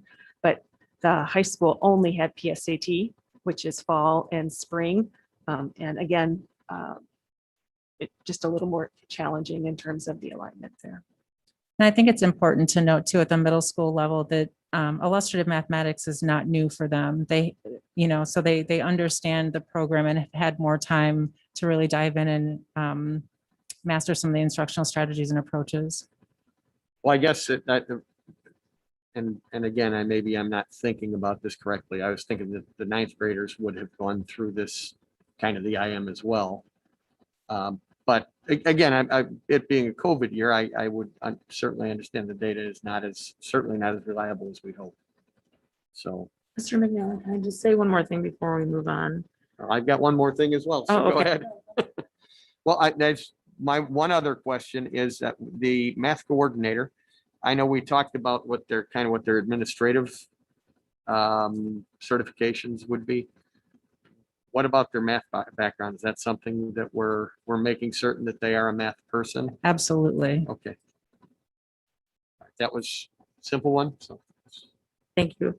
I just wanted to say that change is really hard. And I know we're kind of throwing a lot at you and we're getting down to brass tacks and saying things about our past program and future instruction. But we all want what's best for kids. We know how much you dedicate yourself every day to the kids. We appreciate it. And there's been so much change this year, we know. But this is going to be something that's good moving forward. But we all have a lot of pressure to try to help our 9th through 12th graders in particular, as well as math performance overall. And we're in it with you. Even though we're firing an hour and a half questions at you, we're in it with you to help us make the students, experience and performance better. So I hope it feels that way. It might not today, but in the long run, that's where we are. And so thank you for Christine, especially Dr. Warren, for answering all the questions and for everyone who came today. We do appreciate what you do. And I know there's only, I'm trying to count, 9 days left, so getting there. Okay. And again, thank you. I know that was, I've in the last month and a half, I think I've learned more about math curriculum than I have been sitting in this chair for the last few years. So, And I just want to acknowledge Mr. McNally, a few of you Absolutely. mentioned quarterly reports. We would be happy to come back and provide progress reports throughout next school year with all the information in terms of professional learning, walkthrough data, local assessments to provide that to the board. Thank you. Okay. So Mr. McNally, just to summarize, is this going for action or consent? I'm sorry, I believe that this would be an action item. Okay, which is a little different than the recommendation, so. Yeah, this is, I think, this has been, I think, just given the volume of time we've spent on this, it deserves its own letter on the agenda. I guess we should ask before we move on, does anyone want to amend or change the recommendation? Dr. Pearson? Well, I just wanted to mention, we're actually going to bring this to you next Monday night for a vote after business services and your special meeting. Oh, next Thursday night. Sorry, we have Okay. graduation next Thursday night. And because there's a significant amount of professional learning for the summer in this plan, and if we wait until June 14th, it's already, 2 weeks into the summer. So we would like to do that. And so Mrs. Barker and I talked about that last week about bringing it for a vote in a special meeting after business services next Thursday. Okay, very good. Mr. Lackner has, looks like his question. Given that we'll bring this for a vote, what is the contingency plan for if none of these resources and none of this plan is approved? Help me understand what the contingency is. We would continue to work with our current resources as the resources, but we would move forward with investing in the professional learning that we think our teachers and students would benefit from. Again, right now, you approve all curricular resources. So if you don't approve a new one, the choice we have is to continue on with our current resources. The current resource, if it does not get approved, is not standard at both schools, at both high schools. Is that correct? Or was there a supplementation that's different? I try to understand. That's a great question. So CPM, it gets a little gray, and I'm looking to Dr. Pearson and Dr. Herman because our algebra, I don't know if we would go back to IM or if we go backwards even to CPM, but CPM is our currently board-approved resource. It does have a copyright. I believe it was adopted in 2012, just speaking off the top of my head. And I just want to, caution the board that, publishers were very quick to stamp Common Core on resources as soon as the Common Core standards came out. And we've learned a lot about the standards as well as evidence-based practices in mathematics that are more prevalent and more current resources than what we currently have. That is why I'm asking at the board table. I would like us to discuss at the committee meeting right now, if we are not okay with the recommendation. I personally do not want to keep this resource CPM. I will say it on the record. As a child of mine who has suffered through 7 years of this, no. We need a new resource. So I'd like to know from our board members if anyone has a hesitation with the recommendation right now and not talk about it next Thursday. I absolutely have a hesitation. I don't think the case has been made for IM or for Envision. The case for Envision is stronger, but the case for a 3-year commitment for IM has not been made. I can't see any reference, and the most damning comment is that this is the first year of the 912 content deployed in COVID. We have no comparative districts against which to evaluate its performance. And so for me, looking at the sparse data that's included here, the case for IM is quite skinny. And so I recognize that we have a challenge associated with CPM. I'm uncomfortable with the alternative that's been presented. Thank you for sharing that. I do appreciate that. I would like to see that the action item, make sure that it's separate, that the IM is separate. I would also like it to not be a 3-year. I would like to see it as a 1-year. And it be separate than the Envision for honors. So it's 2 different, not just one. We're in all of these pieces, maybe each piece separate. I don't think that's a problem at all. I think there's, as Mr. Lackner said, I think there's been a better case made for Envision than IM. And just in my conversations leading up to the meeting with people, I I've seen more reluctance for the IM program than the Envision. So Can I just ask a clarifying question? If we do a one-year contract, aren't we buying materials that we would, if we didn't like it, then we bought a resource? It's not online, the entire thing is. They're consumable though. Pardon me? They're consumable. So now I have two questions to clarify. You're saying, are you saying that if we do just do a one-year contract, that we very well may be spending another 200,000 to 300,000 the next year? Can you explain that further? And then I'll ask my next question. Thank you. Anyone who wants to answer, I'm sorry. I can pull the one-year quotes and get you the total cost for those. I have them, but I don't have them with me right now. Christine, can you just confirm they are consumable? And so it wouldn't be like a traditional textbook purchase where it's hardcover and it would be frivolous to do a 1 year. Sure, there is a hardcover book that for Envision. I believe there's a student sample. We kind of scattered them out and put them in content bags. So there's an Algebra 2 bag as well as a geometry bag. The illustrative mathematics is a consumable, so that would just be the cost of consumables. But don't forget, there's also the digital license component where obviously publishers would like to, thank you, Ms. Weibel, that there's a significant savings, obviously, the longer that you're willing to commit. So those discounts and things that we have per pupil might increase based on a lesser year. And I know Dr. Pearson talked last time about the time for change. And, to see change really happen is not in a 1 year period. You're really looking at 3 to 5 years.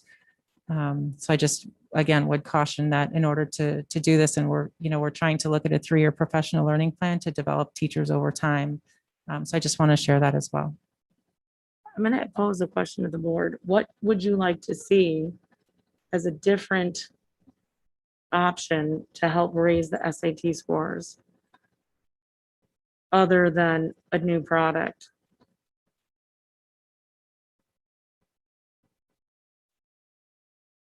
Are you asking that if we do not continue, if we vote this down, what do we do to increase our SAT scores? Yeah, I mean, I've had a child go through CPM.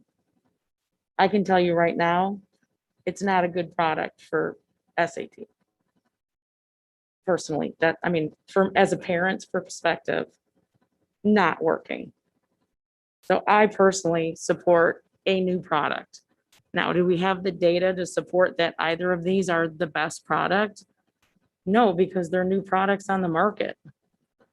So I don't know that anyone has the 5-year data to support it yet. But I feel like we need to do something to bring a new product, and that's just me. So I'm asking the other 6, like, what do you think? What's your ideas? My concern is that it doesn't appear like we have drawn on best practices from other districts that do seem to have a stronger math program. So that's my concern. I would agree with you. We definitely have a deficit in terms of preparation for the SAT. And that's my concern. I don't know. I don't see data that necessarily supports that this is the right resource. And I couldn't tell you what the right one is because, that's not my expertise. I can only go by the data. So I think it's based on the conversations I've had with people that there's a lot of, I think there's agreement with Ms. Weibel that CPM is not the good resource. I'm wondering, for those who have the reluctance, those teachers among faculty who have the reluctance to use IM, would a 1-year contract potentially be something that could be used to where they can take a look at it and use it in a normal school year? And maybe they'll be won over. For lack, we're kind of grasping at straws here for different ways to approach this. My second question that I had was there's been trying to catch up on all this and reading backwards because I came in after it was discussed. I'm wanting to further understand the comment that IM was used at the middle school. Is that a particular book or is that a publication from that company? Or can you explain that? Because it seems to me that high school has had it for 1 year, but then middle school has had it longer. It's an open resource, so we purchase from Open Up. They're publish the book just like McGraw-Hill does for the illustrative math. Kendall Hunt also publishes it as well as McGraw. So there's different publishers. What's unique about IM is that publishers are not allowed to change anything within the program. And if they want to add or supplement or change anything, they have to get permission to do so. So you'll see the exact same curriculum by all those publishers regardless of who publishes But I think it. she's asking to Oh. comment on the work to date in the middle school, if we've had IM in the middle school for the last 3 years. That is correct. And actually, I might ask Ms. King to come up because she was the driving force in that and can speak. Ms. King, if you wouldn't mind coming up. I would appreciate that because if we're saying there's no data because it's only been 1 year, do we have data showing its supplementation or its strength from our middle school students? Because at least that would be something more meaningful. This is our 3rd year of implementation with the IM program. And we do have strong evidence for increases in student learning. The last year of our complete data set in 2018-19, our 8th grade students were #1 for growth out of our 10 benchmark schools. So that's the evidence for IM in middle school. And it's our 3rd year of implementation currently. So do I understand this correctly that the students in our district have, a portion of our students have been using IM and this curriculum for the last 3 years and have had growth? So then there would be significant data to support IM other outside of the 1 year that we're referring to? I just want to make sure I'm hearing this correctly. Yeah, that is true for middle school, but middle school is not high school, so we can't say it's apples to oranges, but the approach is the same. It's based on the same instructional routines and the same research about task-based mathematics. And we could see in our initial slide when we were 8 out of 10, our 8th graders were #1 in our 1st year of implementation. But I really want to caution you with just 1 year of a contract, often in a new curriculum, we see an implementation dip in the 1st year. It's extraordinary to see growth in the 1st year. So it would be a really high expectation that we would show growth immediately. It's very common in all the research on curriculum implementations to have a dip as teachers learn a new resource. So I'm sorry, I'm not trying to beat this. I'm just a little confused. So we have middle school implementation and high school. Are you saying that's just because the children who use it at the middle school are not taking the algebra? Well, no, it would be geometry honors. That's what's throwing me off because I'm having a high performing math students, not me, my children. They had those in middle school, so I'm confused. Maybe I'm just mixing it up. Well, we use IM in middle school for our standard level for 6th grade, 7th grade, standard level math. We also use IM for our accelerated mathematics program in middle school. So the 6th and 7th grade compacted and the 7th and 8th grade compacted. So IM is the standard and the accelerated resource in middle school, as well as the AT resource until students transition to high school mathematics courses. So are they in theory taking the same, aren't they taking the same for those accelerated classes in 7th and 8th grade? If they take honors, they're taking the actual high school identical. Okay. The same course, they take this, when we had finals, they took the same finals. Right, They okay. had the same resources.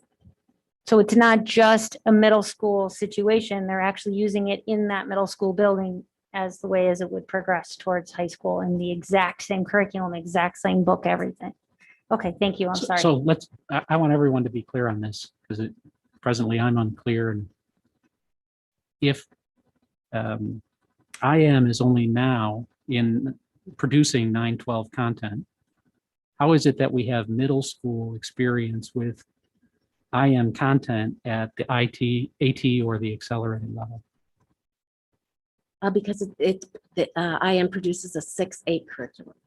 So sixth graders that are in the AT program would use the 8th grade IM.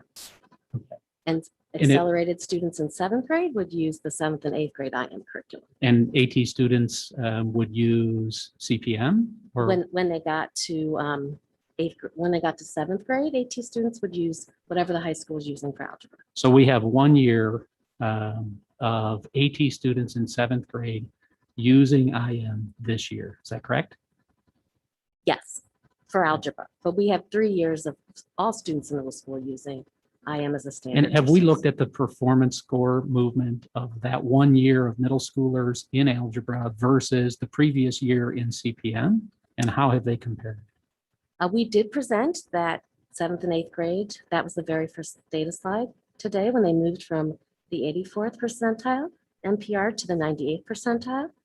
Is that explicitly the AT students that had in 1 year CPM and then the next group No, had? it's just the one cohort that experienced IM. Right. So my question very explicitly is, we have a year of students who showed movement with CPM, and then the next year we have another group, a different group of students in the same grade with IM. How do those two classes compare in terms of movement? Now we have CPM versus IM in year one. We did not go back and look at the CPM year of 18 accelerated students. One of the problems that we have is we have different measures. So 7th grade students don't take a PSAT. 8th grade students only take a PSAT in the fall. We have no common measure. In that last year of CPM for Algebra 1 in middle school, we did not have iReady either. So we really don't have any common assessment data that crosses those years between those groups. So that makes it very difficult to compare. Indeed. And if I could piggyback on what Ms. King said, I want to be cautious about CPM because what we've seen is teachers realizing that it wasn't necessarily meeting the needs of our students. And we talked about the packets the last time we were here at the table where teachers have worked really hard to supplement and pull their own resources because the current resource is not meeting their needs. The course that CPM is most highly visible would be in our Algebra 1 class. And after that, it turns into teachers really working hard and supplementing on their own and finding resources to support student learning. So I see Ms. Weibel nodding her head, but I believe we had that conversation last month. Well, that is, oh, I'm sorry, go ahead. Sorry, I wasn't looking that way. Sorry. No, no worries.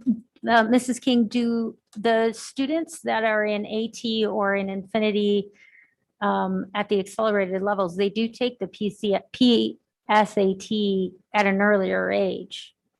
So would that data actually be available possibly? But we don't have a pre and a post. They only take it once a year. Oh, They that's take it in right. the fall. Okay. And the Thank you. Infinity students are just a small subgroup of all the AT and accelerated students. I hear two problems going on. One is we don't have assessments. And I think that's a problem across this nation in terms of high school.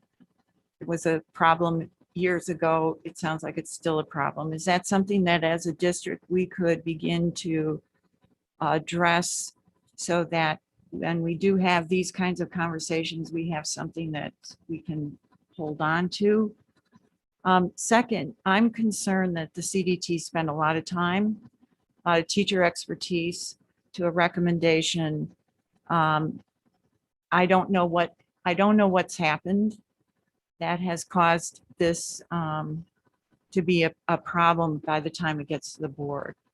I am not a math expert. I don't want to speak for anyone else, but I do rely on the CDT process and the teachers because I believe they know instruction and they know the curriculum and they know our students. So I'm having a hard time to vote against the recommendation. Maybe we don't have all the data that we wish we could have, but I think we have expertise that is brought to our attention, the needs, and I think there's more that we can be doing. My guess is be prepared next year that this is going to be a major focus from this board. Not speaking for the board again, but with this 2 hours of conversation on a high school resource may tell you that this is a major concern for our for us, for me. Those are my two concerns, assessment and the CDT process. I would definitely like to acknowledge that I am no mathematician either, and definitely am the kind of person and board member myself personally, not speaking for the board, that I appreciate the work the CDT has put into it. And I don't know about the process of how people became part of that. However, it's something that I can't do on my own, so I appreciate that advice, and I would be similar to Mrs. McCabe and not be as inclined to say no. Just coming into this, I want to make sure we do have data points that are needed, and I haven't seen this, over the last couple of years that this has been investigated. So as long as there's good data points, that would be you were asking to kind of where our heads are at. That is where my head is at personally. And I think it's important, that's why I asked before we moved on, because I know you've put time and energy into this for several months now. I do not want to go to a board table and have a problem. I want this to be a successful move forward. I think that's part of why I asked for the quarterlies, because this is such a sticking point for the community, for our students, for the parents, for the board. It's important that we do have those data points moving forward, and I think quarterlies will bring them to the table. I personally agree with my colleagues. I've said it very loudly. I need a new something for the students. Otherwise, we're going to have more lost gens of students who don't know math. Whether they move on in math and in their post-high school career, whether they're collegiate or in trades, they need to know some math. I feel like we are sending kids out there without their best knowledge in math, partly because of our resource, mostly because of our resource. And that's not fair for this district. So the time frame, I think you have to invest a couple of years at least to see the collection of data. Eeny, meeny, miny, mo. It sounded like illustrative math. I still want to say illustrative, sorry. Might have an edge in regards to that critical thinking for SATs, maybe. But Envision has that trigonometry pre-calc, which we're missing right now in CPM. So I don't know, I'm a little torn on that, but I would, to Mrs. McCabe's point, I would defer to, professional recommendation. Thank you. Ms. Pidle, I really appreciate the pickle that we have here. The need to do something is clear. It's absolutely clear. The challenge is doing the wrong thing has an incredibly high cost, a transition cost, not the dollars for the program and the tools. It's all the time spent on bringing teachers on board and getting the most out of the tool set. And so the idea that we're forced to make a decision that is recognizing the necessity to do something and selecting eeny, meeny, miny, mo, I think your example is perfect. That's an unfortunate position for the board to be in. And the fact that we have a high school program that's never been used in high school before, and we get to experiment with our kids on it, is a real challenge. That's a real challenge. So eeny, meeny, miny, mo, sure, except that in the balance is multiple additional years of potential lost generations. So it is not as simple as we must do something, therefore one of these. I understand we're better now, Mrs. Barker's point about a one-year contract. That at least buys us some time for some additional consideration and might limit the number of lost gens. And that's, again, that was one of the points that I was making, is that, we have, in the past, we've made decisions and we found out they weren't with math resources. Even in the past, we've made decisions and found out after a few years, they weren't the best decision. The kids don't get to go back and say, well, yeah, I'll go redo sixth grade because it didn't work, or I'll redo freshman year because it didn't work out. One of the concerns I know we have with CPM, and because I know that teachers have been pulling from their own files, and I talked about that myself. I have over 30 years of biology files in my back room, and I can go and pull from them. But I can pull from them. I don't have to, because we have resources that allow me to use the necessary I don't have to pull those resources. There are times where I'll look and I'll say, there's something I used 25, 30 years ago that would be perfect for what we're talking about now. But that's not always the case. And I want teachers to not have to go to the files. I want them to be able to, where they see that they can supplement. I want them to be able to do that, but I know CPM is a problem. It is a it's a difficult choice. It's kind of a catch-22 because do we stay with a resource that we know is bad, or do we spend money to go to a resource that's unproven? I would just like to add one other perspective. I do want to compliment the CDT who put in a lot of time and hard work, and I want to acknowledge the progress we have made in understanding the strengths and weaknesses and benefits of each of these materials. But because of the time constraint, both last year with COVID hitting us and now this year with trying to go between hybrid learning and all of the other things these teachers were asked to do, we were not able to reach the same kind of consensus that you saw in the phonics presentation. So if you remember the phonics team, when they came, they had as a team decided to have all of the recommendations that came to you were a united rubric score. So the passion and the unity that you heard from that CDT is different from this CDT. This CDT was not able to reach that kind of consensus and unity. I think that we still have a very solid recommendation. But I do think I just want to make sure you're hearing about pushback from teachers and some other things like that. I don't think it's pushback as in people don't want to change. I think every person in this math department wants to be the best teacher they can be, and they want to use the best materials available. I don't think that we have, as a whole process, gotten the teachers to the same place of understanding of what excellent mathematics instruction looks like in a way that we were able to do in some of the other discipline areas that we presented to you. The only other thing I would comment on is I know it can be difficult to consider buying a resource that is newer to the table, but that is what we just approved for our phonics program. It was just released 1 year ago, but it was the absolute best material that was out there.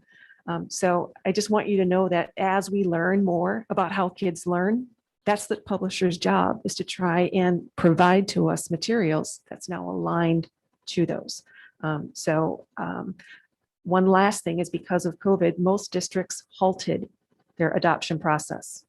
We were one of the very few in all of the Chicagoland area that is even doing this process this year. So when we talk about checking in with our peer districts and other things like that, they are not doing the same kind of work we are right now. So we are on the forefront of taking some of what we know about using our SAT data to make better choices about our resources. We are right now one of the only districts doing this work. There'll be others that follow, because all of us have data now. From this year, we'll be receiving our data from SAT. One question with, oh, sorry, am I cutting some off? One question with regards to the process with the CDT. When I was looking through things, it looked as though there was a year there that this was done last year as well as this year. Is that a normal? Has it been 2 or 3 years? Is that normal? That process of having those two separate CDTs is not normal. That's not something that we've seen in other departments. Typically, we would have them be looking at math as a whole, and that would include everything from our struggling learners to our AT students. This process has been a little bit different, and we did recommend last year that it be for standard and honors, and then the recommendation or the approval from the board came as a 1-year algebra program. Algebra for purchase for 1 year. Does that make sense, Ms. Bell? No, I'm sorry. I'm just trying to understand yeah, I hear you say 1 year, I hear you say 2 years. So say it one more time. I'm sorry. Typically we would have the same CDT. So the CDT that would come together would go through and they would look at mathematics as a whole. And so that would include everything, like I said, from our struggling learners to our AT students. So collectively, given the pandemic availability, virtual, as Justin and I have talked about, all of our SIP days this year, we're really transitioning to the new model, whether that was block scheduling or whether that was transitioning from virtual or remote to in-person. So a lot of that time, I'll just admit openly that we weren't able to provide the level of professional learning that we would have liked to, based on the current pandemic. Oh, that's fine. I was just trying to understand if normal CDT process, when you're going to change it and recommend new resources, is that normally a 1 year? Is it a 2 year? But I understand that it was pandemic based. So now that answers my question. Thank you.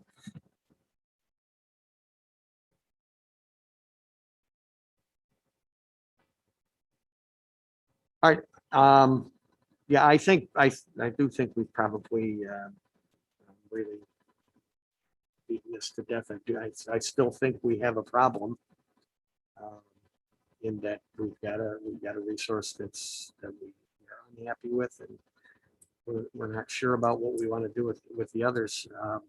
I don't know that we're going to get any farther tonight. Does anybody have any further?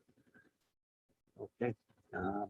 Then I think we should probably move on to our item B, early release. Thank you, everyone. Thank you very much. That was Excuse me, Mr. McNally, a lot can of we time. please clarify? I heard two different types of recommendations. Is the recommendation going as a whole for action next week? Or is it going in 4 different parts? I thought we had two different parts. I Just believe. the envision and I thought I heard the coordinator broken out as well. I don't think we did. Just No. the 2? Okay, thank you. Thank you.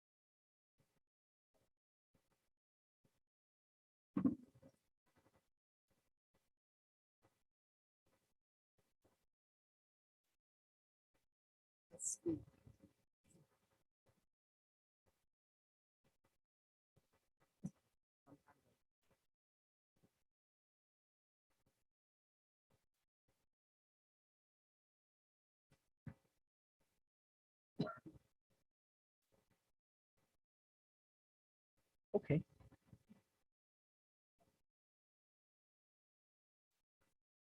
Okay.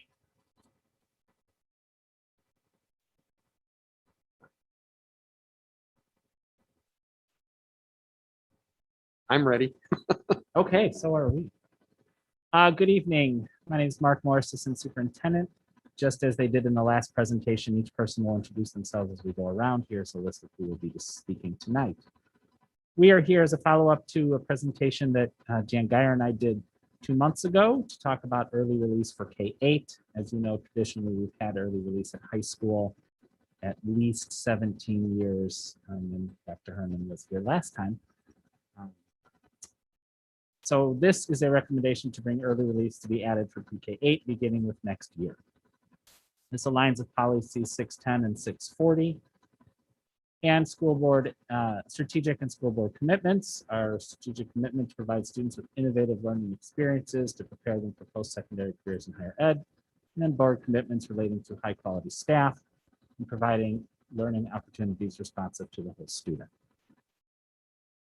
Dr. Byrne will discuss some of the research, and just for reference, the references stated parenthetically are on the end slides of the presentation if you want to do some reading. Hi, Melissa Byrne, Director of College and Career Readiness. Collective teacher efficacy is defined as a group's shared belief in the capabilities to organize and execute the courses of action required to produce given levels of attainment. John Hattie's visible learning research is based on meta-analyses relating to influences of student achievement. Hattie's most recent research includes 252 influences and ranks them in order of effectiveness, and collective teacher efficacy is the #1 influence on student achievement. Research shows that collective teacher efficacy is found to be more than 3 times greater and more predictive of student achievement than socioeconomic status. Listed on the screen are the top 5 influences on student achievement and their effect size. As you can see, collective teacher efficacy has the largest effect size of 1.57. For greater context, 0.2 is considered a small effect size, 0.5 a medium effect size, and 0.8 a large effect size.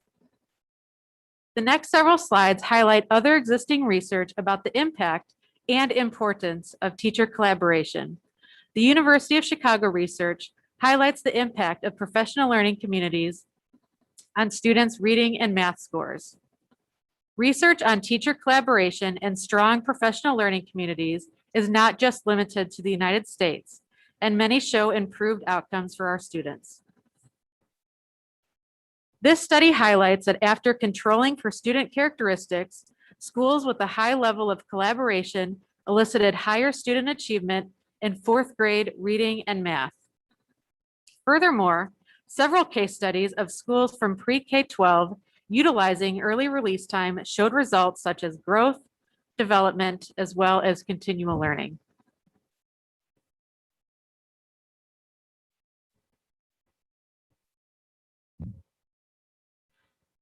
Next, transitioning from research, we wanted to make sure you understood the role PLCs would play in our school improvement process. Up on the slide are the 5 district goals that the board set last summer. Each of those has general learning targets and action plans underneath them. But the most important thing is to know that is for the achievement gap, the engagement, the SCL, the equity goals to be reached. The actual action happens at the classroom level. So we're going to show a few slides to show that connection. First, the district has its own school improvement plan. And right now we have them for CL, reading, and mathematics. Each site then uses that particular structure to set its own targets for its site, again, in SEL, ELA, and math. Finally, once the building has set its targets, the MTSS team and the teacher teams work collaboratively to analyze and collect data to show which students are successful with Tier 1 instructions, which ones might need some additional intervention, and which ones need more intense intervention. And all of this is from the district setting the goals all the way down to teachers and MTSS in the classroom. So I look at this as a nested system. We have 4 different levels. We have the board and the district and the superintendent setting the direction and the goals. We then have school level staff, the principals and the leadership teams, making sure that they're aligning their site's action to that of the district direction. We then have teacher teams and student service teams who are looking at both content and achievement, as well as social, emotional, and student behavior to make sure that we're presenting the highest quality curriculum and learning experiences possible. All 4 of these teams work in concert to make sure that what the district set as the goals is what's actually taking place in teaching and learning at the classroom level. We use the inquiry process to make sure that at the site level, we have in August, we're using the data from either baseline data or the year before to set our goals. And then from September through April, our teacher teams are working to make sure that we are informing data, making sure that we're providing the lead measures in the training so that teachers have the support they need to meet our goals. We then get our assessment in May and June, and the process continues. Next slide. Oop, back one. We also this year added iReady as another measure to give us more feedback along the way. So we have our fall, winter, and spring diagnostic assessment processes. This informs the work of the school improvement team. We also had opportunities for PLC teams to do data dives so that at each one of these intervals, they were diving into the data for both math and reading to see how that could inform their PLC processes. And then again, finally, the work of the PLCs is data-driven. The question number 2, how will we know if they have learned it? That comes from both formative assessments within that unit. That comes from, like I talked about, those benchmark assessments that we have 3 times a year. It can come from lots of different places. But the PLCs, again, for reading and math, we looked at a lot of math data tonight. We saw how at the middle school level, if it's numbers and operations, if it's measurement and data, some of those things we can drill down to very specific kinds of work that the PLCs can focus on. And then finally, again, this is where PLCs and the MTSS model come together. So the work of MTSS, multi-tiered system of support, is to talk about having instruction where Tier 1, all students are receiving high quality curriculum. And for many, many students, approximately 80%, that's enough for they're going to be meeting standards in a timely fashion. For some students who have gaps or other challenges, they're going to need a little more instruction. That's the Tier 2. And then finally, we have some students for many different reasons who might need much more intense. That same model happens for academics, for behavior, and for social emotional learning. All of the process of improving in these areas, when the board sets goals and say we want to improve by half the number of students who are at grade level, in order for that lofty goal to actually play out in the practice of schools, the PLC process is where that work takes place. Next slide. Hi, Chris Velasquez. I'm the principal at Corona Elementary. Currently at the elementary level, under our current structures, opportunities for consistent embedded collaboration do not allow for frequent times where all staff members are available at the same time. So for next year, we have 2 planned school improvement days where all staff would be together. Our all staff meetings are 2 per month after school. Those are about a 40-minute period. Our grade level data meetings, as Denise spoke to, are 3 rounds per year, looking at that data for SEL, math, and ELA. And that happens within our PLC time next year. That PLC time is within the school day where grade levels are together, but not necessarily our specialists, coaches, psychologists. So not everyone will be available. Our planning periods for next year are 10 per week, again, assuming that full 7-hour day. Those are 40 minutes per period. Of those 10, 7 of those times are designated as personal or individual planning periods to prepare for instruction, to take a look at what students are doing, be responsive to their needs. 2 of those times are designated as PLC periods. So 2 times where the entire grade level is together, again, just the grade level, not other supportive staff members. And during that time, we're discussing math, ELA, and SEL. And then the 1 additional time is building-based professional learning. So things that we might need to be learning about. Schoology would be a great example of that. So we might, assign teachers some time to do some further learning for the implementation of that.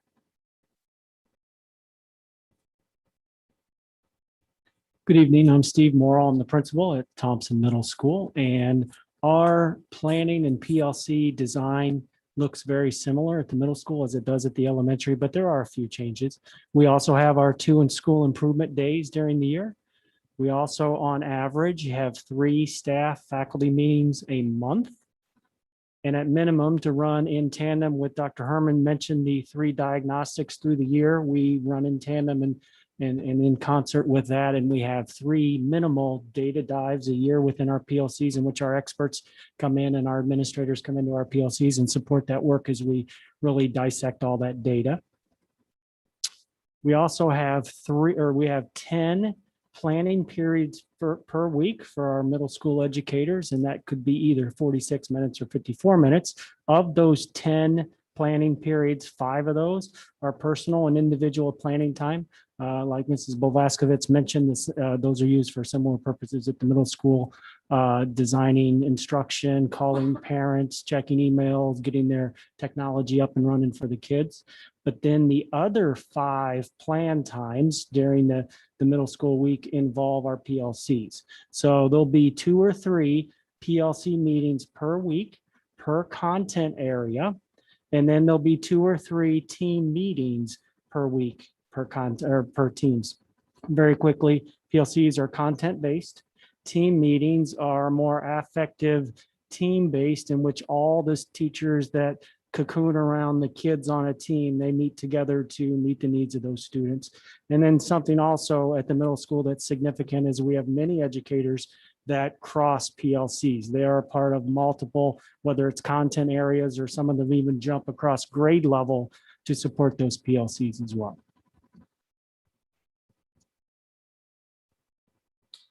So our PLCs have focused, I'm Tim Leversky, the principal at Redling. Our PLCs have focused on the curriculum, implementation, alignment, and fidelity during their early release work. They also focus intensely on the 4 questions of a PLC. So within our ongoing PLC work, we've learned of the importance of pacing in order to collaborate and share student response to core instruction, a big piece of what we do. Developing and adhering to that pacing, along with collaborative understanding of all our key curricular components, is key to creating that guaranteed curriculum for our students. As we move through learning the new curriculum, our PLCs provide ongoing fidelity that guarantees a viable curriculum that is research-based and highly vetted. Our teacher commitments create acknowledgement of high leverage practices that teachers and staff have direct influence over. They work hard to create a culture of accountability to each other, to our curriculum, and most importantly, to our students.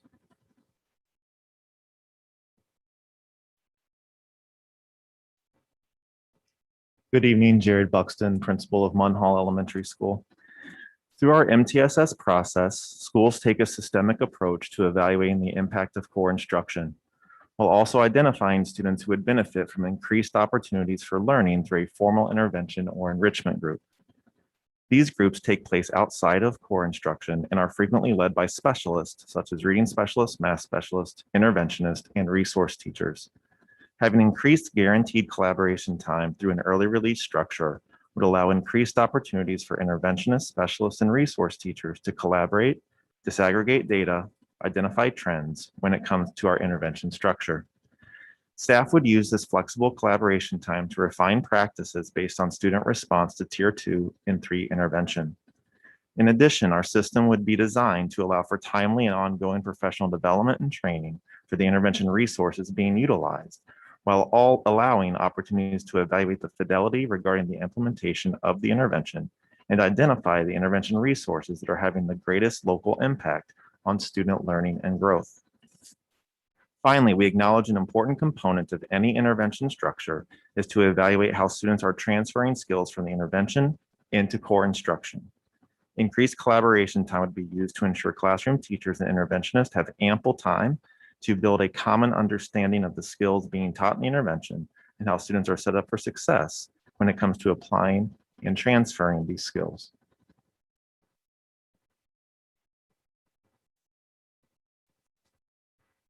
To fully implement and execute a school improvement plan, it is critical that all roles have access to common guaranteed collaboration time.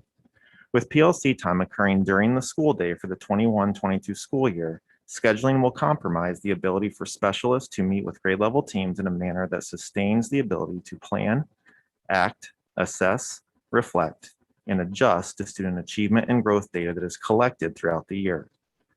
Guaranteed collaboration time allows specialists to be available, responsive, and supportive of the work happening within PLCs.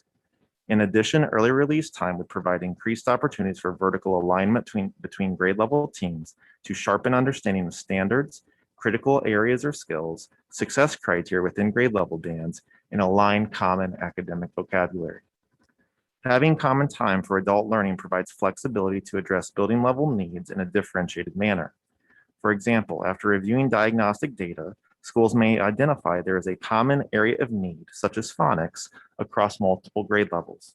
An early release structure would be designed to provide common learning experiences across grade levels, supported by the expertise of specialists, which promotes sustained job-embedded professional development.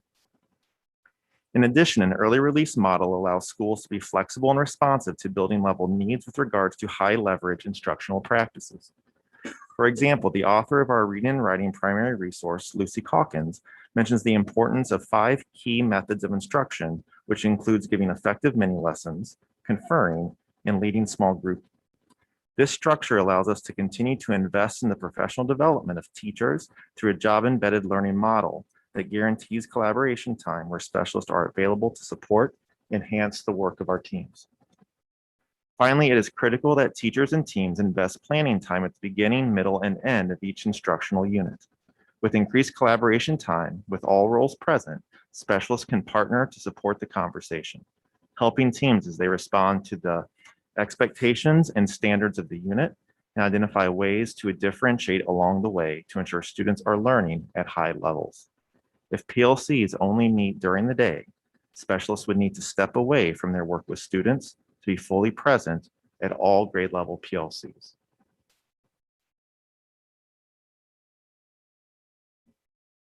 Now to tell some elementary stories of this work, I'm going to turn it over to Mary Rose Chris. Okay, I gotta make sure this works for me, right? Hello, I'm Mary Rose Kriz. I currently teach second grade at Quran, but I'm also a displaced SSI, student support interventionist, so I'll be in that role next year.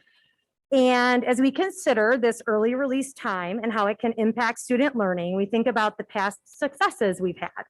As a result of these successes, we know we would be able to use this time to create a systemic approach to professional development. For example, earlier in 2021, our building leadership team analyzed the data from iReady and noticed some K2 trends in the area of phonics. Because of this, all K2 professional learning communities had chosen to focus on the area of phonics. PLC teams were using the data and creating plans, but all was being done in isolation at individual grade levels rather than coming together in a way that would have a greater impact on student learning. In March, we were finally able to get together as a K2 team during our Institute Day to discuss vertical alignment and create a deeper understanding of phonics instruction. We used district resources to explore best practices, and we shared instructional techniques, successes, and difficulties. Each teacher developed a plan moving forward based on these successes and current data, and the outcome was a united K2 community with a deeper understanding of phonics. This model was a true success as it was deeply rooted in data, conversation, and reflection, and led to increased student learning. And as we look at the data today, 29% of our K2 students were on grade level or above with their phonics, and now we're sitting at 71% are at or above grade level with their phonics, and we're really proud of that. So just to see the outcome of our efforts.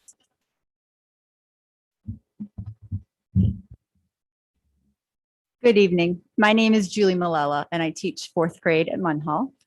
Thank you for this opportunity to share the planning process my PLC uses at the beginning of each reading unit of study, and to share how guaranteed collaboration time can enhance these practices and open doors for professional learning beyond our individual PLCs. As stated earlier, elementary teachers currently have 2 PLC meetings per week after school, one dedicated to English language arts and the other to math. My grade level team and I take great pride in the work we do to continually deepen and refine our shared understanding of what we want our students to learn and be able to do by the end of each unit, and how we will know if they've achieved that. It should be noted that this process is not only used for the reading units, but for all content areas. So I'd like to briefly walk you through our process to illuminate the deep level of collaboration we use to plan for instruction and support the fidelity of implementation amongst our team. The process is as follows. First, we take the student pre-assessment. We take the assessment. As we take the assessment, we spy on ourselves, paying close attention to the kind of thinking involved in answering the questions. We then score our responses together using learning progressions and rubric from the units of study. This allows us to begin to develop a shared understanding of the rubric and what meeting the expectations looks like. We then read the overview and orientation to the unit as a way of seeing how the learning will progress over the bends of the unit. Then, after giving students the pre-assessment, we meet to norm the scoring of the assessment. Scoring the assessment can be rather subjective, especially if done alone. So meeting to score allows us to have important conversations around what it truly looks like to meet those expectations. As we are working through the norming process, we are also noting what students already have in place and individual goals for students based on their pre-assessment. Next, we read across the units with an emphasis on the teaching points, mid-workshop teaching point, and shared teaching points. We study how those individual teaching points support students and ultimately meeting the expectations of the unit. Throughout the unit, we bring student work samples to share and discuss. We discuss adjustment to pacing and lessons that need to be made as we respond to the needs of the students in front of us, and document practices that had the most impact on student success along the way, so we can continue to refine our implementation practices year to year. As you can see, the process is quite involved and needs to be in order for us to truly appreciate the level of thinking we're asking of our students. However, this work is currently being done in silos, left up to individual teams. This important work can continue to be strengthened by working with specialists in our building and having vertical grade level conversations and learning opportunities. Thinking ahead to the PLC structure for next year, our PLC time will not guarantee access to specialists due to possible scheduling constraints. It does not guarantee access to vertical articulation opportunities due to scheduling constraints. It also does not guarantee shared building-wide learning opportunities. Early release would guarantee that time. With early release time, we can partner with our reading specialists and/or ISC to dive deeper into the standards and examine student work samples across grade levels to see firsthand the early stages of the learning and how it progresses. Early release time guarantees time to partner with our specialists to engage in lesson studies, where we develop lessons together and observe the instruction in each other's rooms to gain a shared perspective of its impact on student learning, and collaborate to make adjustments to the lessons to help yield the greatest results in student learning. Vertical articulation supported by specialists would play a significant role in the planning process I just shared. For example, when we meet to norm the scoring of the pre and post assessments, it would be incredibly powerful to have multiple grade levels at the table. Each grade level brings their own expertise and perspective, and including all those voices supports and strengthens the fidelity of implementation. A quote I share with my students is, "The smartest person in the room is the room." I've been so fortunate to sit in rooms of highly qualified educators in our district. Early release would help guarantee the room is filled with all the voices we need to systematically plan for high quality instruction and help eliminate the silos of work being done within buildings. Early release would allow buildings to systemize processes for engaging in conversations and learning within our 4 PLC questions. Thank you for your time this evening.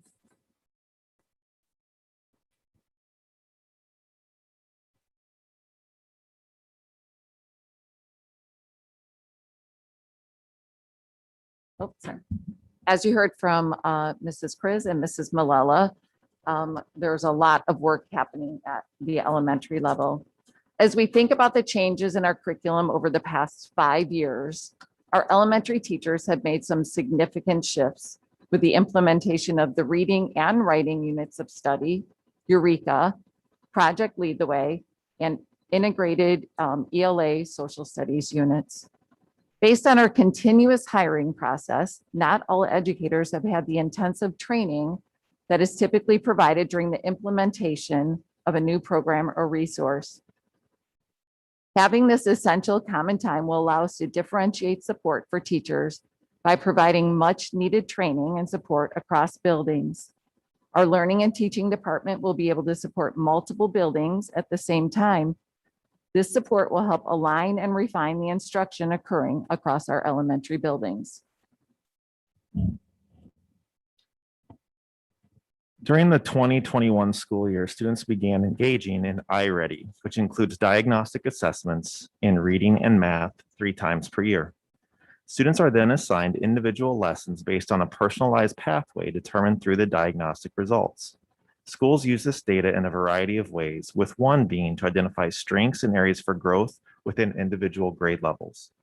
Based on student data, grade levels respond differently once they've identified the domain that proves to be the greatest area of need for their students. When grade levels show to have the same areas of focus, collaboration and professional development can be intentional, common, and consistent.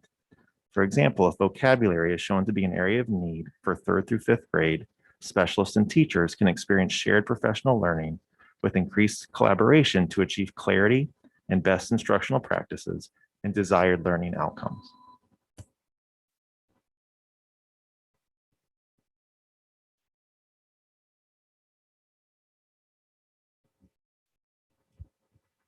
Good evening. I'm Amy Overton and I teach 8th grade social studies here at Thompson.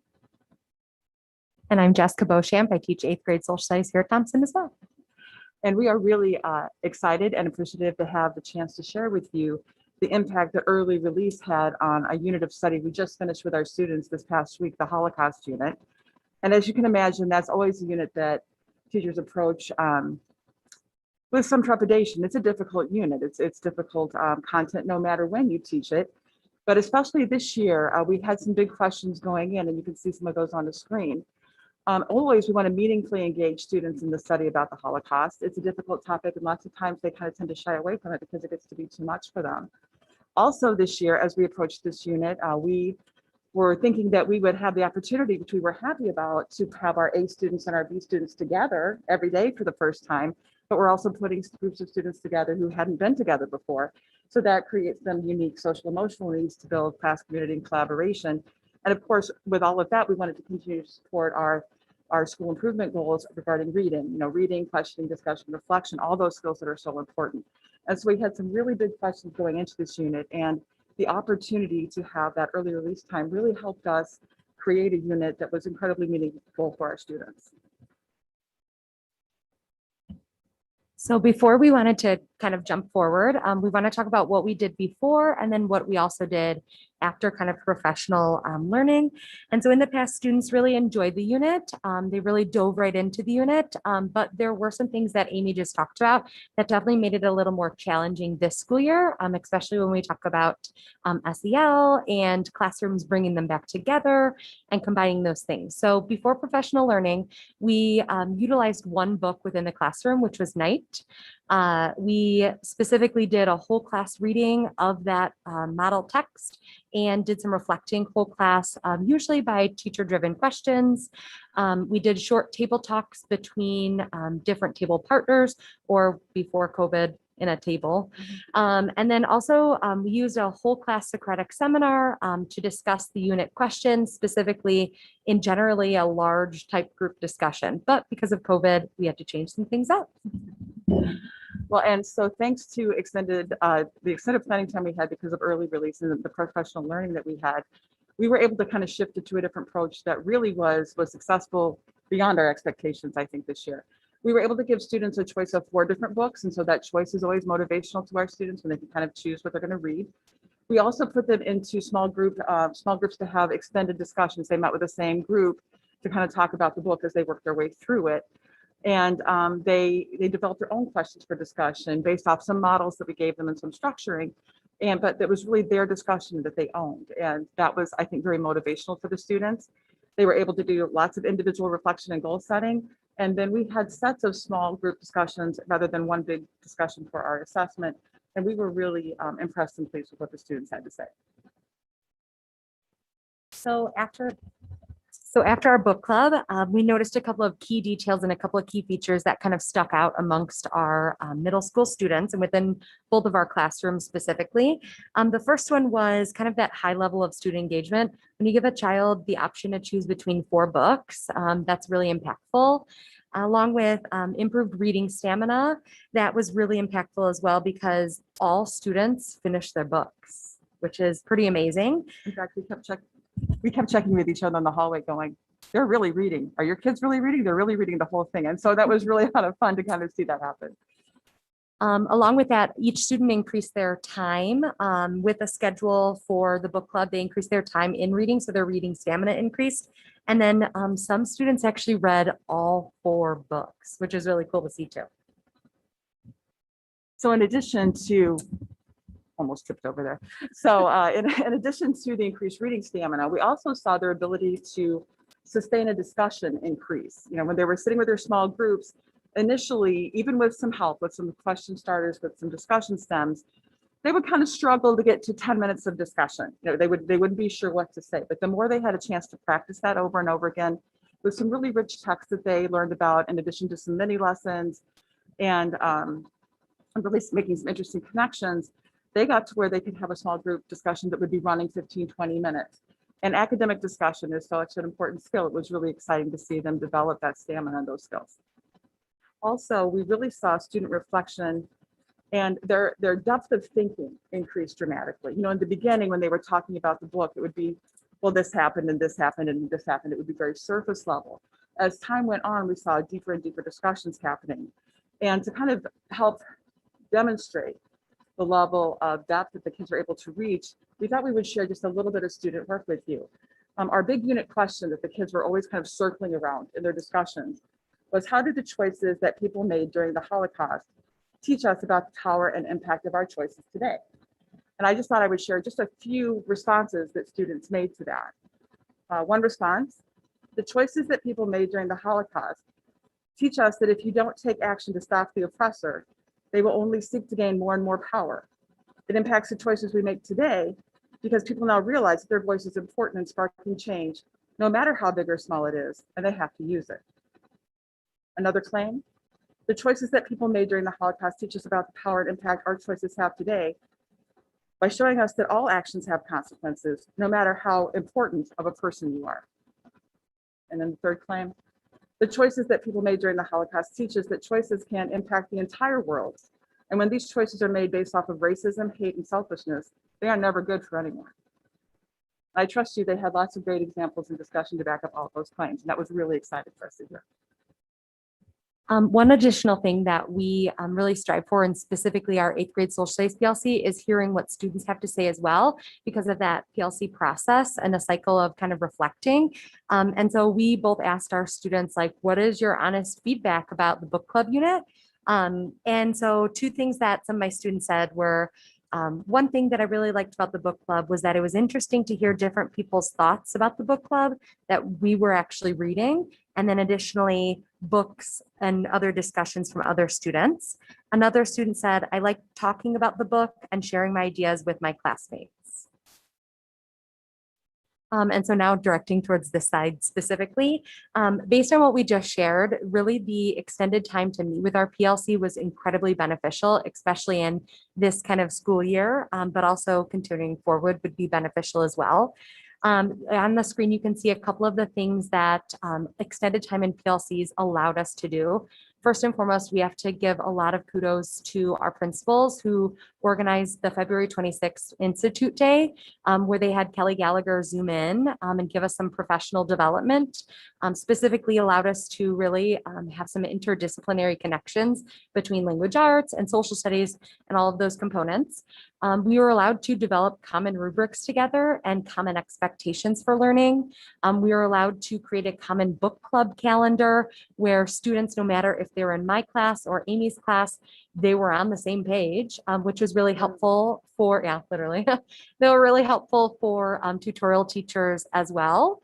We created a book club processing sheet using Kelly Gallagher's thinking chart. Yes, thinking chart.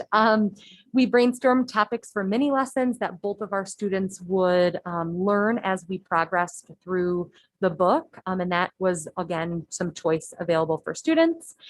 We spoke with language arts teachers on our team and other teams, and specifically our ISC, about best ways to use Kelly Gallagher's thinking chart. And then we also used that focused time and just that time to problem solve with each other. And honestly, Amy and I problem solved on the daily in the hallway, but having that extra time to sit down and problem solve with everybody in our PLC was incredibly beneficial. So we want to again express our appreciation for those early release days. We couldn't have done this unit without them. We continue to meet during PLC time in addition to the early release days, and that extended time was really key for us to be able to give our students this really powerful learning opportunity this year. And we hope to get some more of it next year.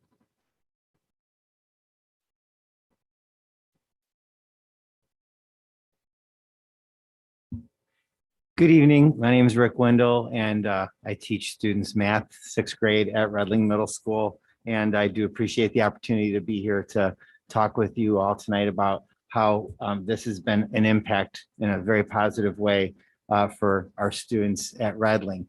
So the early release time has given us the extra time that we've needed to really focus on student growth. It has also allowed us to make sure that all students are getting an equitable education and have access to the great resources that the teachers have had available to them and have created, whether students are in special education all the way up to our more advanced and AT students. We are able to look at student formative data on a regular basis and in a timely manner as a whole group, and then make appropriate decisions about what our next steps in our sequence would be for instruction. Without having that common time, we would not have been able to have the time to focus on student data and create the differentiated options for learning in our expressions and equations unit, for example. And we found that there was easily 20% of our students that needed additional learning through our formative assessments. Our efforts paid off as we saw significant increases in scores on our summative 2 weeks later. This supports our school improvement math goals, as we saw the number of 6th grade math students show significant increase in their math achievement using the iReady data. So the 6th graders in the springtime increased 16 percentage points, and they showed a 16% increase in the percentage of students that were on grade level from 52% in the fall to 68% in the spring.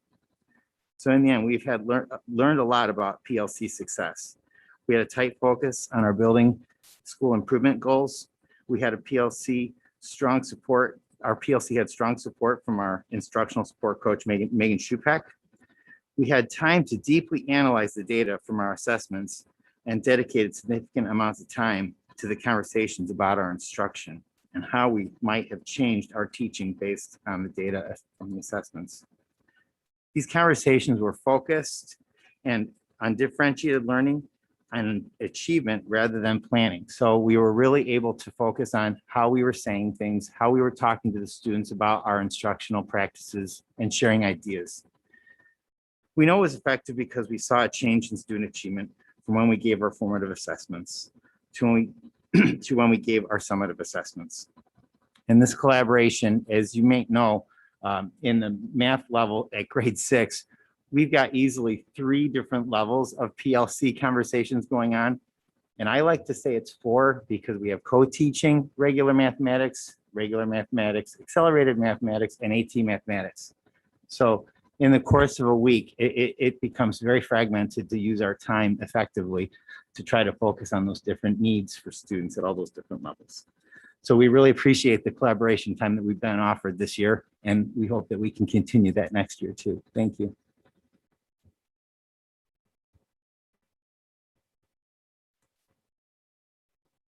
As you heard from our elementary and middle school experiences, the ability to collaborate across grade levels is essential in ensuring alignment and fidelity. This consistent common time will allow for these conversations to happen on a continuous basis. It will also allow for more collective job-embedded professional learning, helping teachers spend more time building their efficacy with high-impact instructional practices and reflecting with their colleagues on the impacts they see in student learning. The ability for teachers to collaborate with our specialists will also help refine and grow our practices as educators. The ability for our specialist teachers to collaborate with our classroom teachers will help ensure that they are able to embed grade level standards into their instruction. Early release will allow for differentiated support in all curricular areas, giving us opportunities for cross-district training and collaboration. This, in turn, will support fidelity and alignment across the district, ensuring equity and educational opportunities for all students. As stated by Lucy Calkins in Leading Well, the work is too challenging for any one of us to be an expert in everything, and we all get smarter and stronger when we borrow each other's expertise.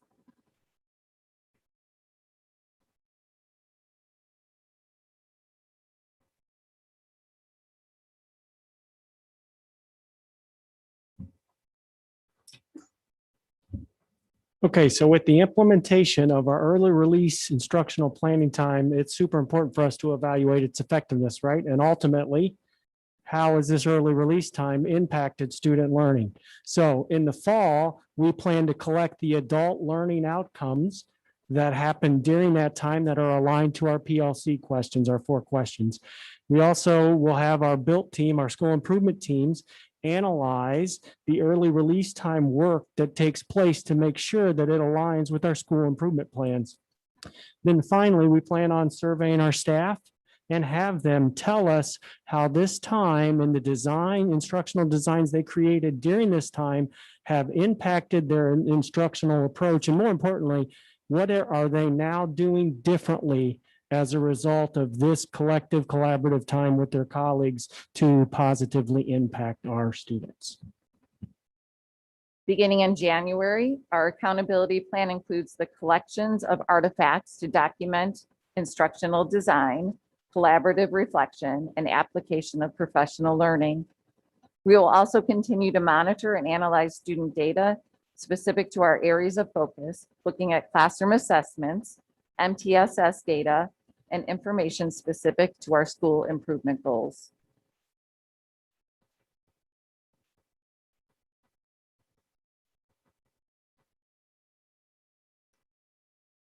Not quite sure what's going to show up each time I push that button.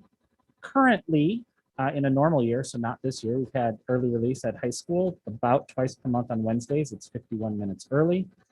We've not had it at middle and elementary. This year, during COVID time, high school has had 1 day each week. It's changed across the year as we've changed the schedule throughout the year. Middle school added an early release on Mondays on January 28th. So when our teachers from middle school discuss the work they've done, it's only been in February, March, and April. And then at elementary school this year, because they get out at 1:40, their PLC time has been incorporated between 1:40 and 3:20 during their continued workday when the students have already left. In essence, every day early release. So what we're asking for next year is that high school maintains what it has. Middle school has, and we're proposing the same day at every level. So Wednesdays, middle school would do the 48 minutes early that they're doing now, and elementary school would have 50 minutes early, again, the same Wednesday each time.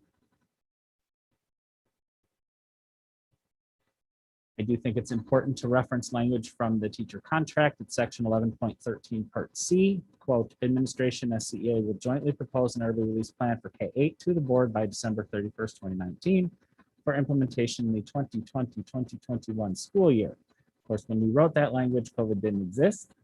We did a joint presentation last year. I believe it was in April, but I'm sure it got caught up in all of the conversation about COVID and Zoom when we were all in our living rooms at home attending meetings.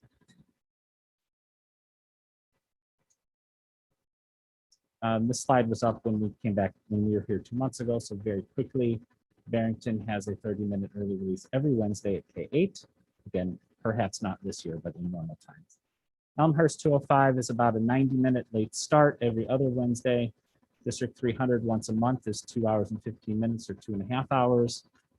And then Indian Prairie, Naperville, Wheaton, Batavia, they do have the late start or early release at only high school. So that matches what we do now. So just to finish up, we are recommending forwarding this every other week early release plan to the board for approval at the June 14th meeting. The final 2 slides are references if you wish to see them. We are, of course, happy to take questions as well as we can. I'm going to start over here this time. Okay. Before I say anything, I do want to recognize the importance of PLC work, and I truly appreciate the work that's been done during that common time. this year and in years past for the high school. Are the the 10 planning periods, are they lunch for elementary? Is that what I'm to assume? Because there's 7 that are being used as personal planning time. Are 5 of those essentially a lunch, and then 2 are really a planning period? No, those are not inclusive of lunch. That's on top of that. We're using 7 as a personal planning period. Okay. Yes. And then of the 3 districts that were mentioned, the 3 that were just on that slide you went over quickly, are there any that have a 7-hour elementary school day? And do any of them have PLC time available during that school day, if that's the case? I'm looking at Ms. Geyer. We didn't look that up. Okay. Well, I just want to put it out there to hurry us along a little bit. I'd like to see the elementary and middle school as a separate action item when we get to that point. The jury is out a little bit for me with elementary. We went to the 7-hour day. The intention was to give more PLC. There's many intentions, but one part that was discussed is that there would be additional PLC time during the day. And I know that we lost instructional time with the classroom teacher. It was a small amount of time, but we already have that. That's been lost due to us moving to the 7-hour day and providing that time. So that's where I'm at with it.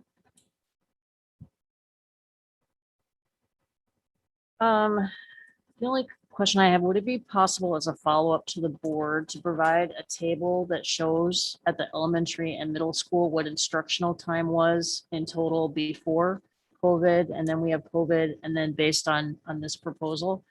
My concern, again, very similar to Mrs. Barker, I think all of the things that we've heard, all of the efforts that have been talked about, I understand the importance of those. My struggle is related to instructional time, and especially coming off of a year where we had definitely reductions in instructional time, and just, how do we justify that? Yes, we can certainly provide that chart. A question to clarify which chart you're asking for. Are you looking for from the perspective of a student or from a teacher? Because those are different. I think you might be asking about what a student day looks like. The amount of time that a student is in front of their primary teacher. Okay. Thank you. Yeah, just to piggyback on that, I think that would be a good clarification just for elementary with the Empower, because we never really got to see what the Empower day looked like in actuality. I mean, we saw it on paper. So with the Empower, if I'm reading this right, and I apologize, I had to stand for a while, then I had to use the restroom. It seems like it would not impact the actual teaching time in front of the student for K through 5, because it would be done during their specials. Am I reading that right? No. No. So the specials time is when teachers have planned time during the school day. So when, let's just use Mary Rose's class. So when your students go to art, for example, she has planned time. It's a goal for some of those to also have planned time with the rest of the second grade team. So that's how you can accomplish a PLC during the school day.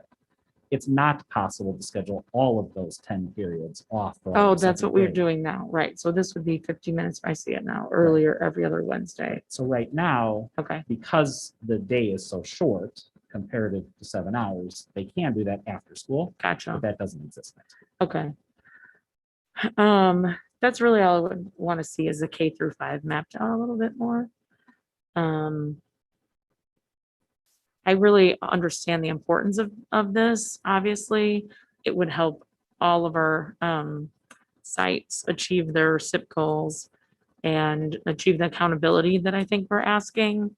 So I'm in favor of, obviously, the planning time. So thanks. I do think it's important to add, and I think we mentioned it, but didn't highlight it, that at all levels, including high school, we will have a focus on what is a good use of this time. So it's not be with your team in a room for 40 minutes. It's here's what you're doing when you're in a room for 40 minutes. So far more focused. At high school, we need to go back and do that. It's been 15 years-ish. I believe the resource we're using is PLC Plus, is that right? So it provides a structure for PLC that perhaps has been missing for a while. And may I just clarify, we are tracking now kind of the training that each teacher is getting in addition, so if they're taking extra coursework or some sort of kind of certification or some specific area of study that they're getting, we are tracking that and adding that to some kind of profile, correct? Assuming they report it to us, yes. Okay, Yes. all right. Are Very you good. referring to the badging? Yeah, sorry, I Yeah. couldn't remember what it was called. So teachers receive badges as a result of taking our newly designed professional learning courses. So some sort of CE credit we're tracking. It's an internal through Yeah. Schoology, but they receive a badge upon completion of the course. Okay, all right, thank you. Yeah, that was a great presentation. I'm really struggling. I'm very proud to be part of this district because of the commitment you have to improving your practice. I thank Mr. Moore for highlighting that we need to do this at all levels, the level you're presenting, because it has not been my experience to see evidence that early release changes instruction. What I heard tonight is a little different, how you approached the COVID time and using it to change instruction. The hardest part is elementary. And I'm an elementary person, and I know how hard it is to get together all during the day and then after school as well. But our elementary kids are go home or go somewhere, and that's gonna be hard on community, on our families. So right now, I came in with one thought, and now I'm moving over here, and I'm got to figure out in my own head. I really do believe it's important that next year's a critical year to accelerate our learning. And we've got to close gaps, and we've got to be on top of things, and we've got to be accountable to our kids. So having said that, I understand that the extent of the early release would allow for that, but that means we have to be accountable for that time. And we've got to show that it will make a difference in the instructional practice and how kids learn. So it's a dilemma, but you did a great job of presenting, and the research, absolutely, Hattie's work is just on top of it, and I appreciate all the time you put into the presentation. I also appreciated the presentation. I thought it was very informative. I also think that PLC time is really important at every level. My main concern, actually, my first question is, did you loop in the CAC? Did you talk to any parents about this? Because my first thought, and I have high schooler, not an elementary, is for working parents or single parents, this is going to pose an issue. So I'm curious, that would be something that would be my concern. And I would like to know if this was discussed with parents or a survey or CAC or anything. No, it wasn't.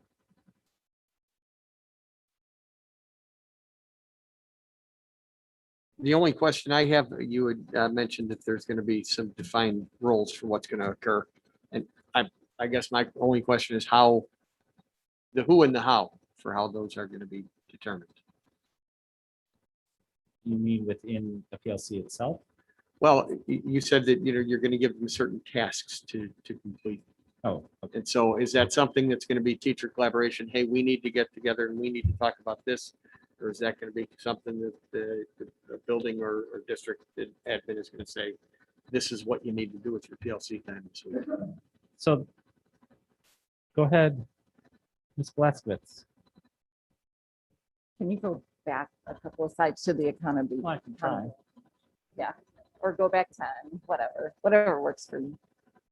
So I think you're asking a couple of different things here. So first of all, who's determining what this time looks like, right? So we're working and we might be working within our grade level PLC, but there also might come times when we look at our data, and just as Mary Rose's example spoke to, times where we need to pull different groups together to really be responsive to the data that's in front of us so that we can address student needs.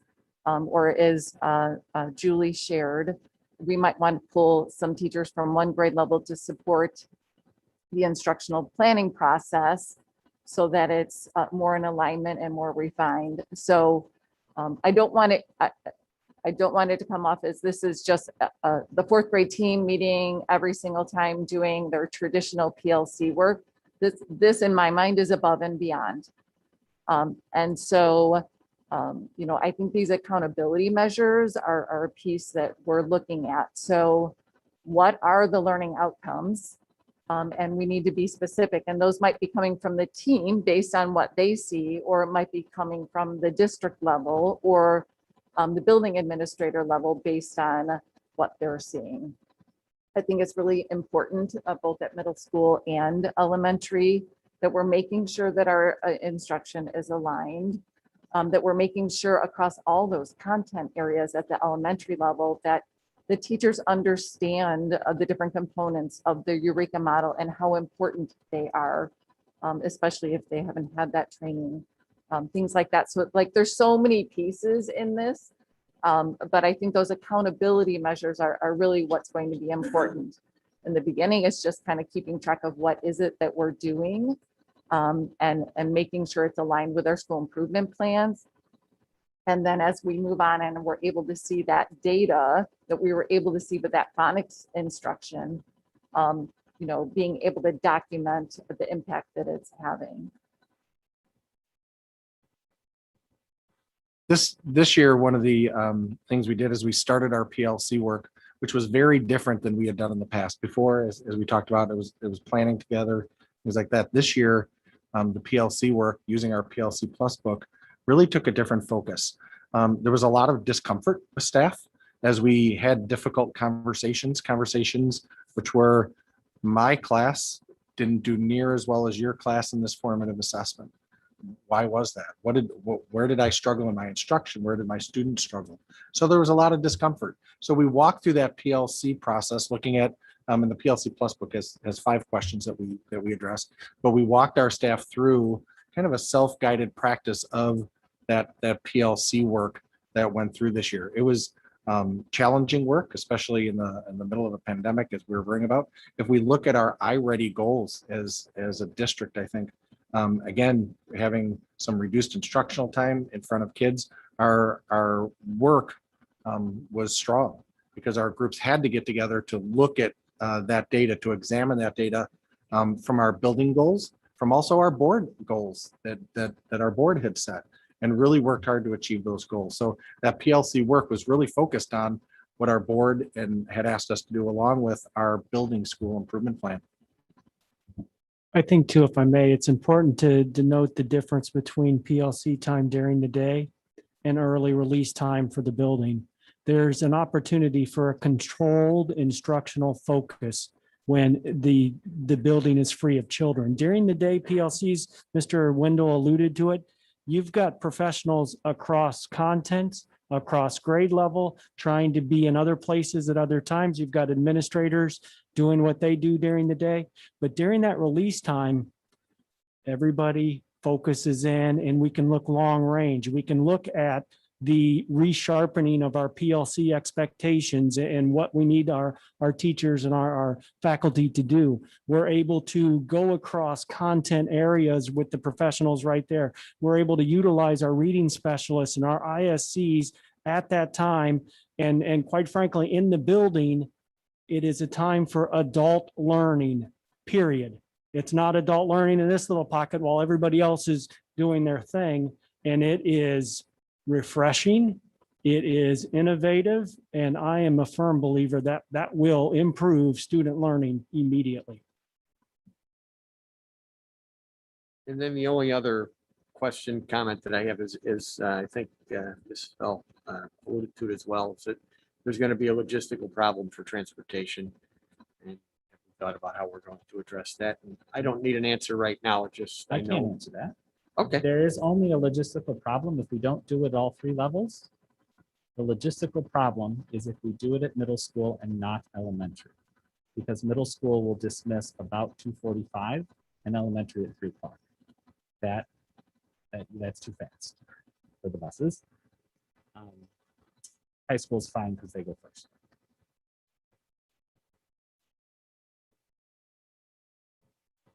Can I just add one last thought? If that's okay. So, I hear the questions about the parents and the hardship, and I get that. I raised 2 children. I was a working parent. I understand that. But what I want you to consider is what we consider at the building level every single day with every action that we take is what is best for our students. So we know that teacher collaboration, working together, learning from each other has a high impact on student learning. We have the research behind it. And so by allowing for this time and considering what is best for our students, I think that we can justify, being able to plan ahead and have a plan in place for parents. And again, I empathize with that, but we really need to consider what is best for our students at all levels. Well, thank you for apparently a great deal of work went into that presentation as well. So thanks for that. It has been suggested that perhaps before we move to our next item, we take a couple-minute break because we have been here for a few hours. Intermission, right? Oh, I'm sorry. Prefer to put that, consent. Yeah. Consent is Consent. fine. Mr. Moore.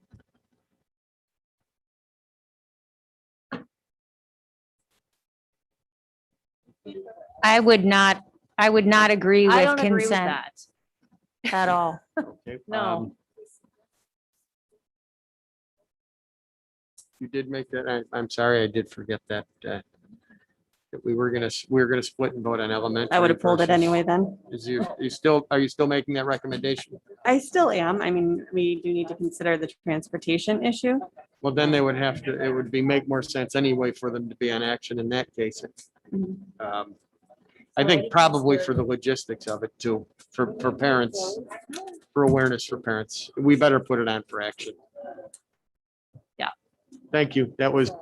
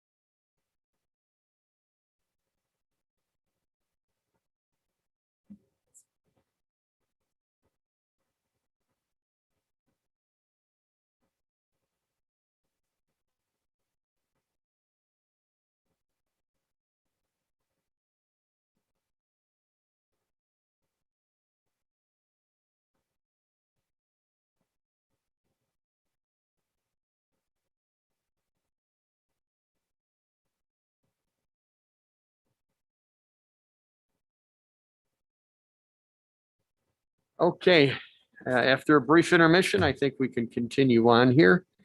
I think we all needed a little bit of at least to stand up for a minute or two. Item C is the iReady PD plan renewal. So. Right, good evening. Earlier this year, we brought to you the renewal for the iReady product for the 21-22 school year. At that time, we said we would bring in the professional development contract renewal at a later date. This is the later date. So in this contract, it's very similar to last year. We're looking at 36 sessions of 6 hours piece. That equates to about 3 sessions or 18 hours per school if we divide it out that way. We're looking at, we're completing our survey right now of staff. Principals will be going through that with us to look at more specific needs of the building.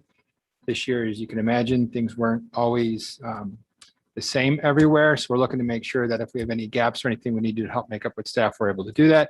And then at the same time, provide some overall training for iReady in year 2. What you have in front of you is the cost of professional development. It's one cost. It saves about 25% for the following school year to do it this way.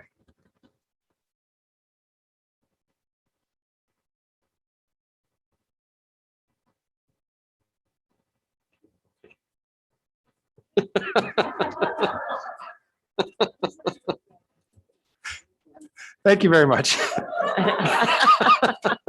Thank you, Mr. Enjoy the Cesar. rest of your evening. Thank you. We should have moved him. Darn it. Now we know. And next up is the item D, District 303 enrollment. Good evening. I'm going to talk pretty fast on many of these slides because I'm simply providing information tonight. You don't need to look at policy. Oh, there it is. Let's get that one. Just as a reminder, our usual enrollment protection process is to start in August on the 6th day of school of counting for the first time for that year. That's a statewide number. It's called 6-day enrollment. October 1st is the cutoff for state counting purposes for the fall. So that's our first solid enrollment number for the year. We then, with Mr. Cesar, who does this work for us with a consultant, we update our projections and update our models. We have a number of models that are based upon both birth rates and current enrollment and movement patterns within the district. We're not going to go through all of that tonight. In February, kindergartners and early childhood kids start signing up for the next year. Kindergarten always being our least knowable number because that's the first time they encounter the system.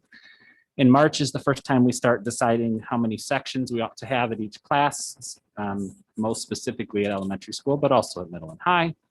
Returning students register in April and May, and then we continue to look at sections all the way through summer. Kids don't show up in nice packages. They come when they can, and we take them when they arrive.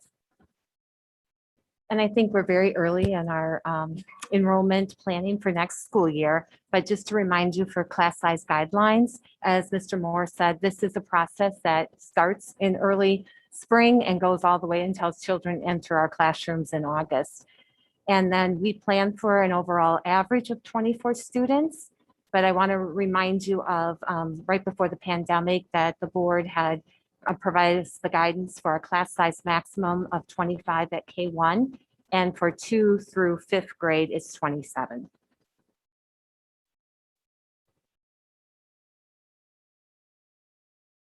These are elements you've seen before. These are recommended guidelines from the teacher contract. I'm not going to read through them for you.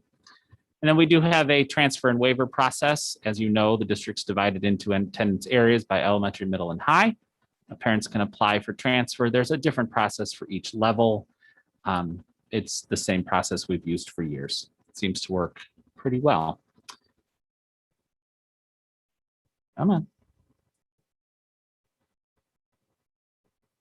Can you flip the slide over there, please? Okay, we can skip this one too. So these are numbers that we projected back in October for next school year compared to how many we already have on the roster for next year from last week, Monday.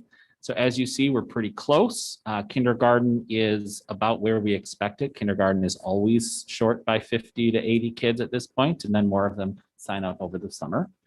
The rest of the grades are really very close to projection, and district-wide, once kindergarten rolls up, we'll end up pretty darn close to 4,700.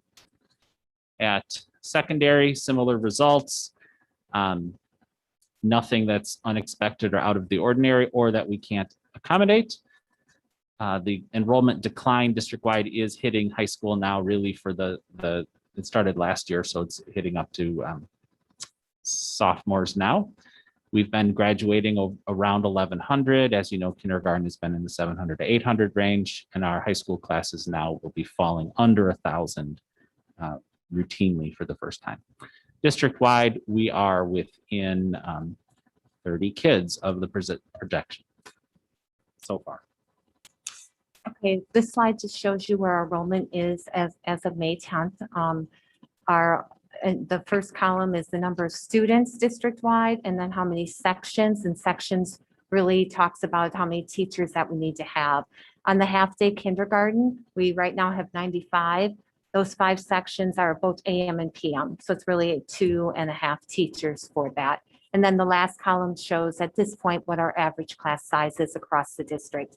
This slide does not include the bilingual program or our special education programs. This slide is the same information, but it is by school at this point. And you will also see towards the bottom of the slide, we do have our district bilingual program at Davis and Richmond included on this slide and the number of sections. And for our early childhood, I think one of the things I just want to tell you right now, we are for our community preschool, which is our fee-based preschool, we are at the highest number we've ever been at this time of year. So that's been very exciting for us to know that that has gone up this time of year. But on this slide, you will see our early childhood, our students that come with an IEP and special education services.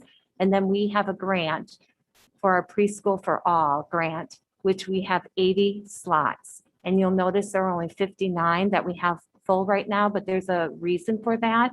We continue to have children come in and be evaluated.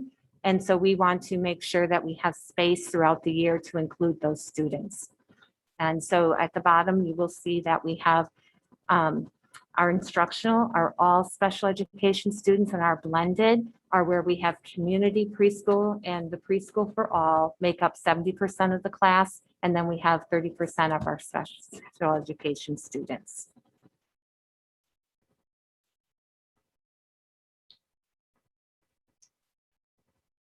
Similar information for middle school comparing current enrollment to projection for next year as of last Monday. Again, right on with our projections from the fall. Oops. Same ideas at the high schools. Both are showing a decline in overall enrollment, which is what was expected and continues to be expected over time. What questions can we answer for you? I just want to reiterate, don't forget, this is in everyone's package and online. I just had a couple. Specifically related to the half-day kindergarten, is there a plan to do some type of outreach to them, especially with the change that we had last week regarding the waivers and so forth? Yeah, so we will, within the next week, communicate to them the change in the waivers to all of our incoming kindergarten students, because even with our full day, that if they would like to look at that sliding scale, we want to make sure that they have that information. And then when new enrollments come in, our administrative assistants in the school building will provide them with that information. Okay. And then my only other question, do we have a wait list for early childhood today? We do have a wait list at this time. So actually, Mr. Moore and I were just working on today, before the pandemic, we did have one extra FTE that we did not fill this last year with the pandemic with early childhood. So we're looking at our numbers right now on the wait list to be able to bring them in and add that FTE back in. Approximately how many do we have on the wait list? 25. Okay, thank you. One thing that just with that 25, many of them only want AM. And so we have some spots in the PM, but they're not willing yet to take that spot. So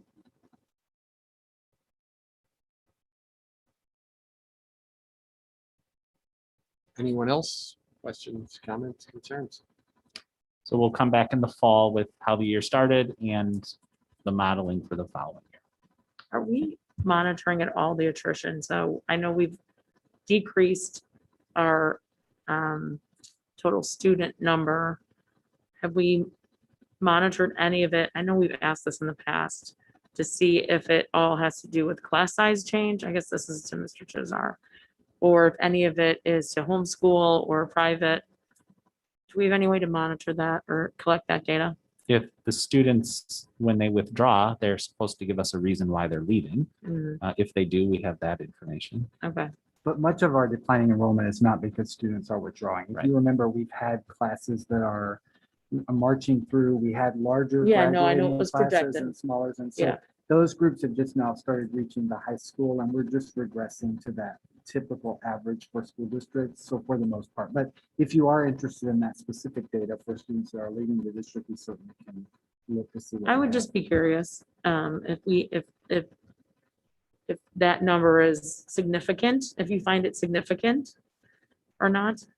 I would agree with that. I think, I don't know if you want to include it as a line with the district enrollment that we get on that regular basis. As other, you don't have to specify each one out, No, right. but as other reason given, something like that, that might be interesting.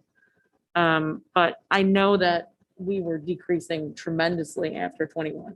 I do remember that when we looked at the boundary drawing from 5 years ago, 4 years, I don't remember how long.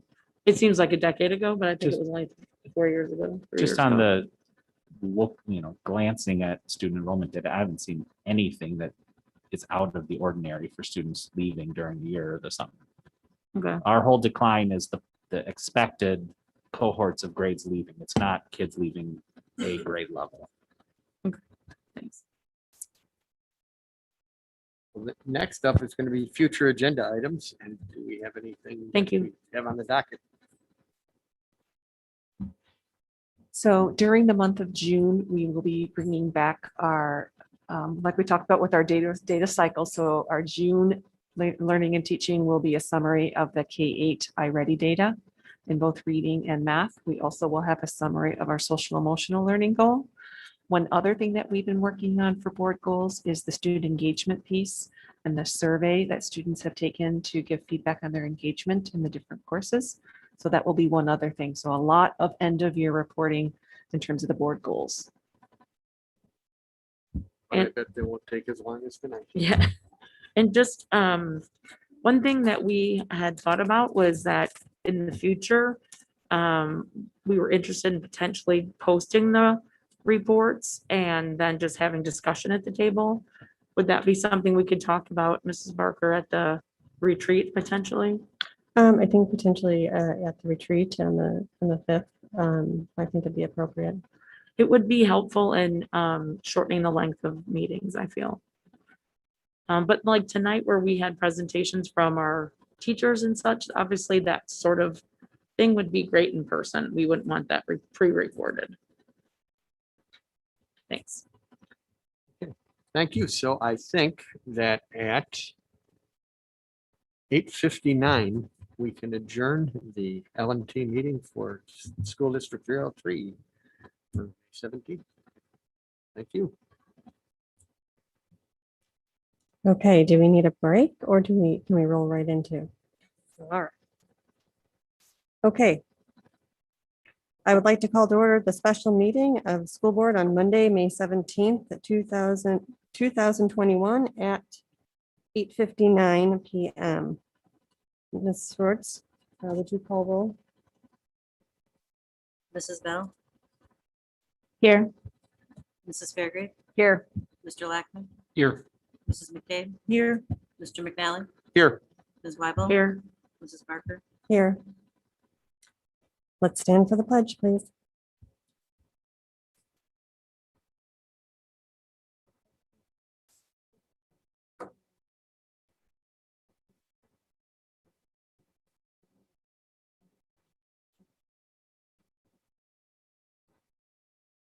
Do you have any citizen comments?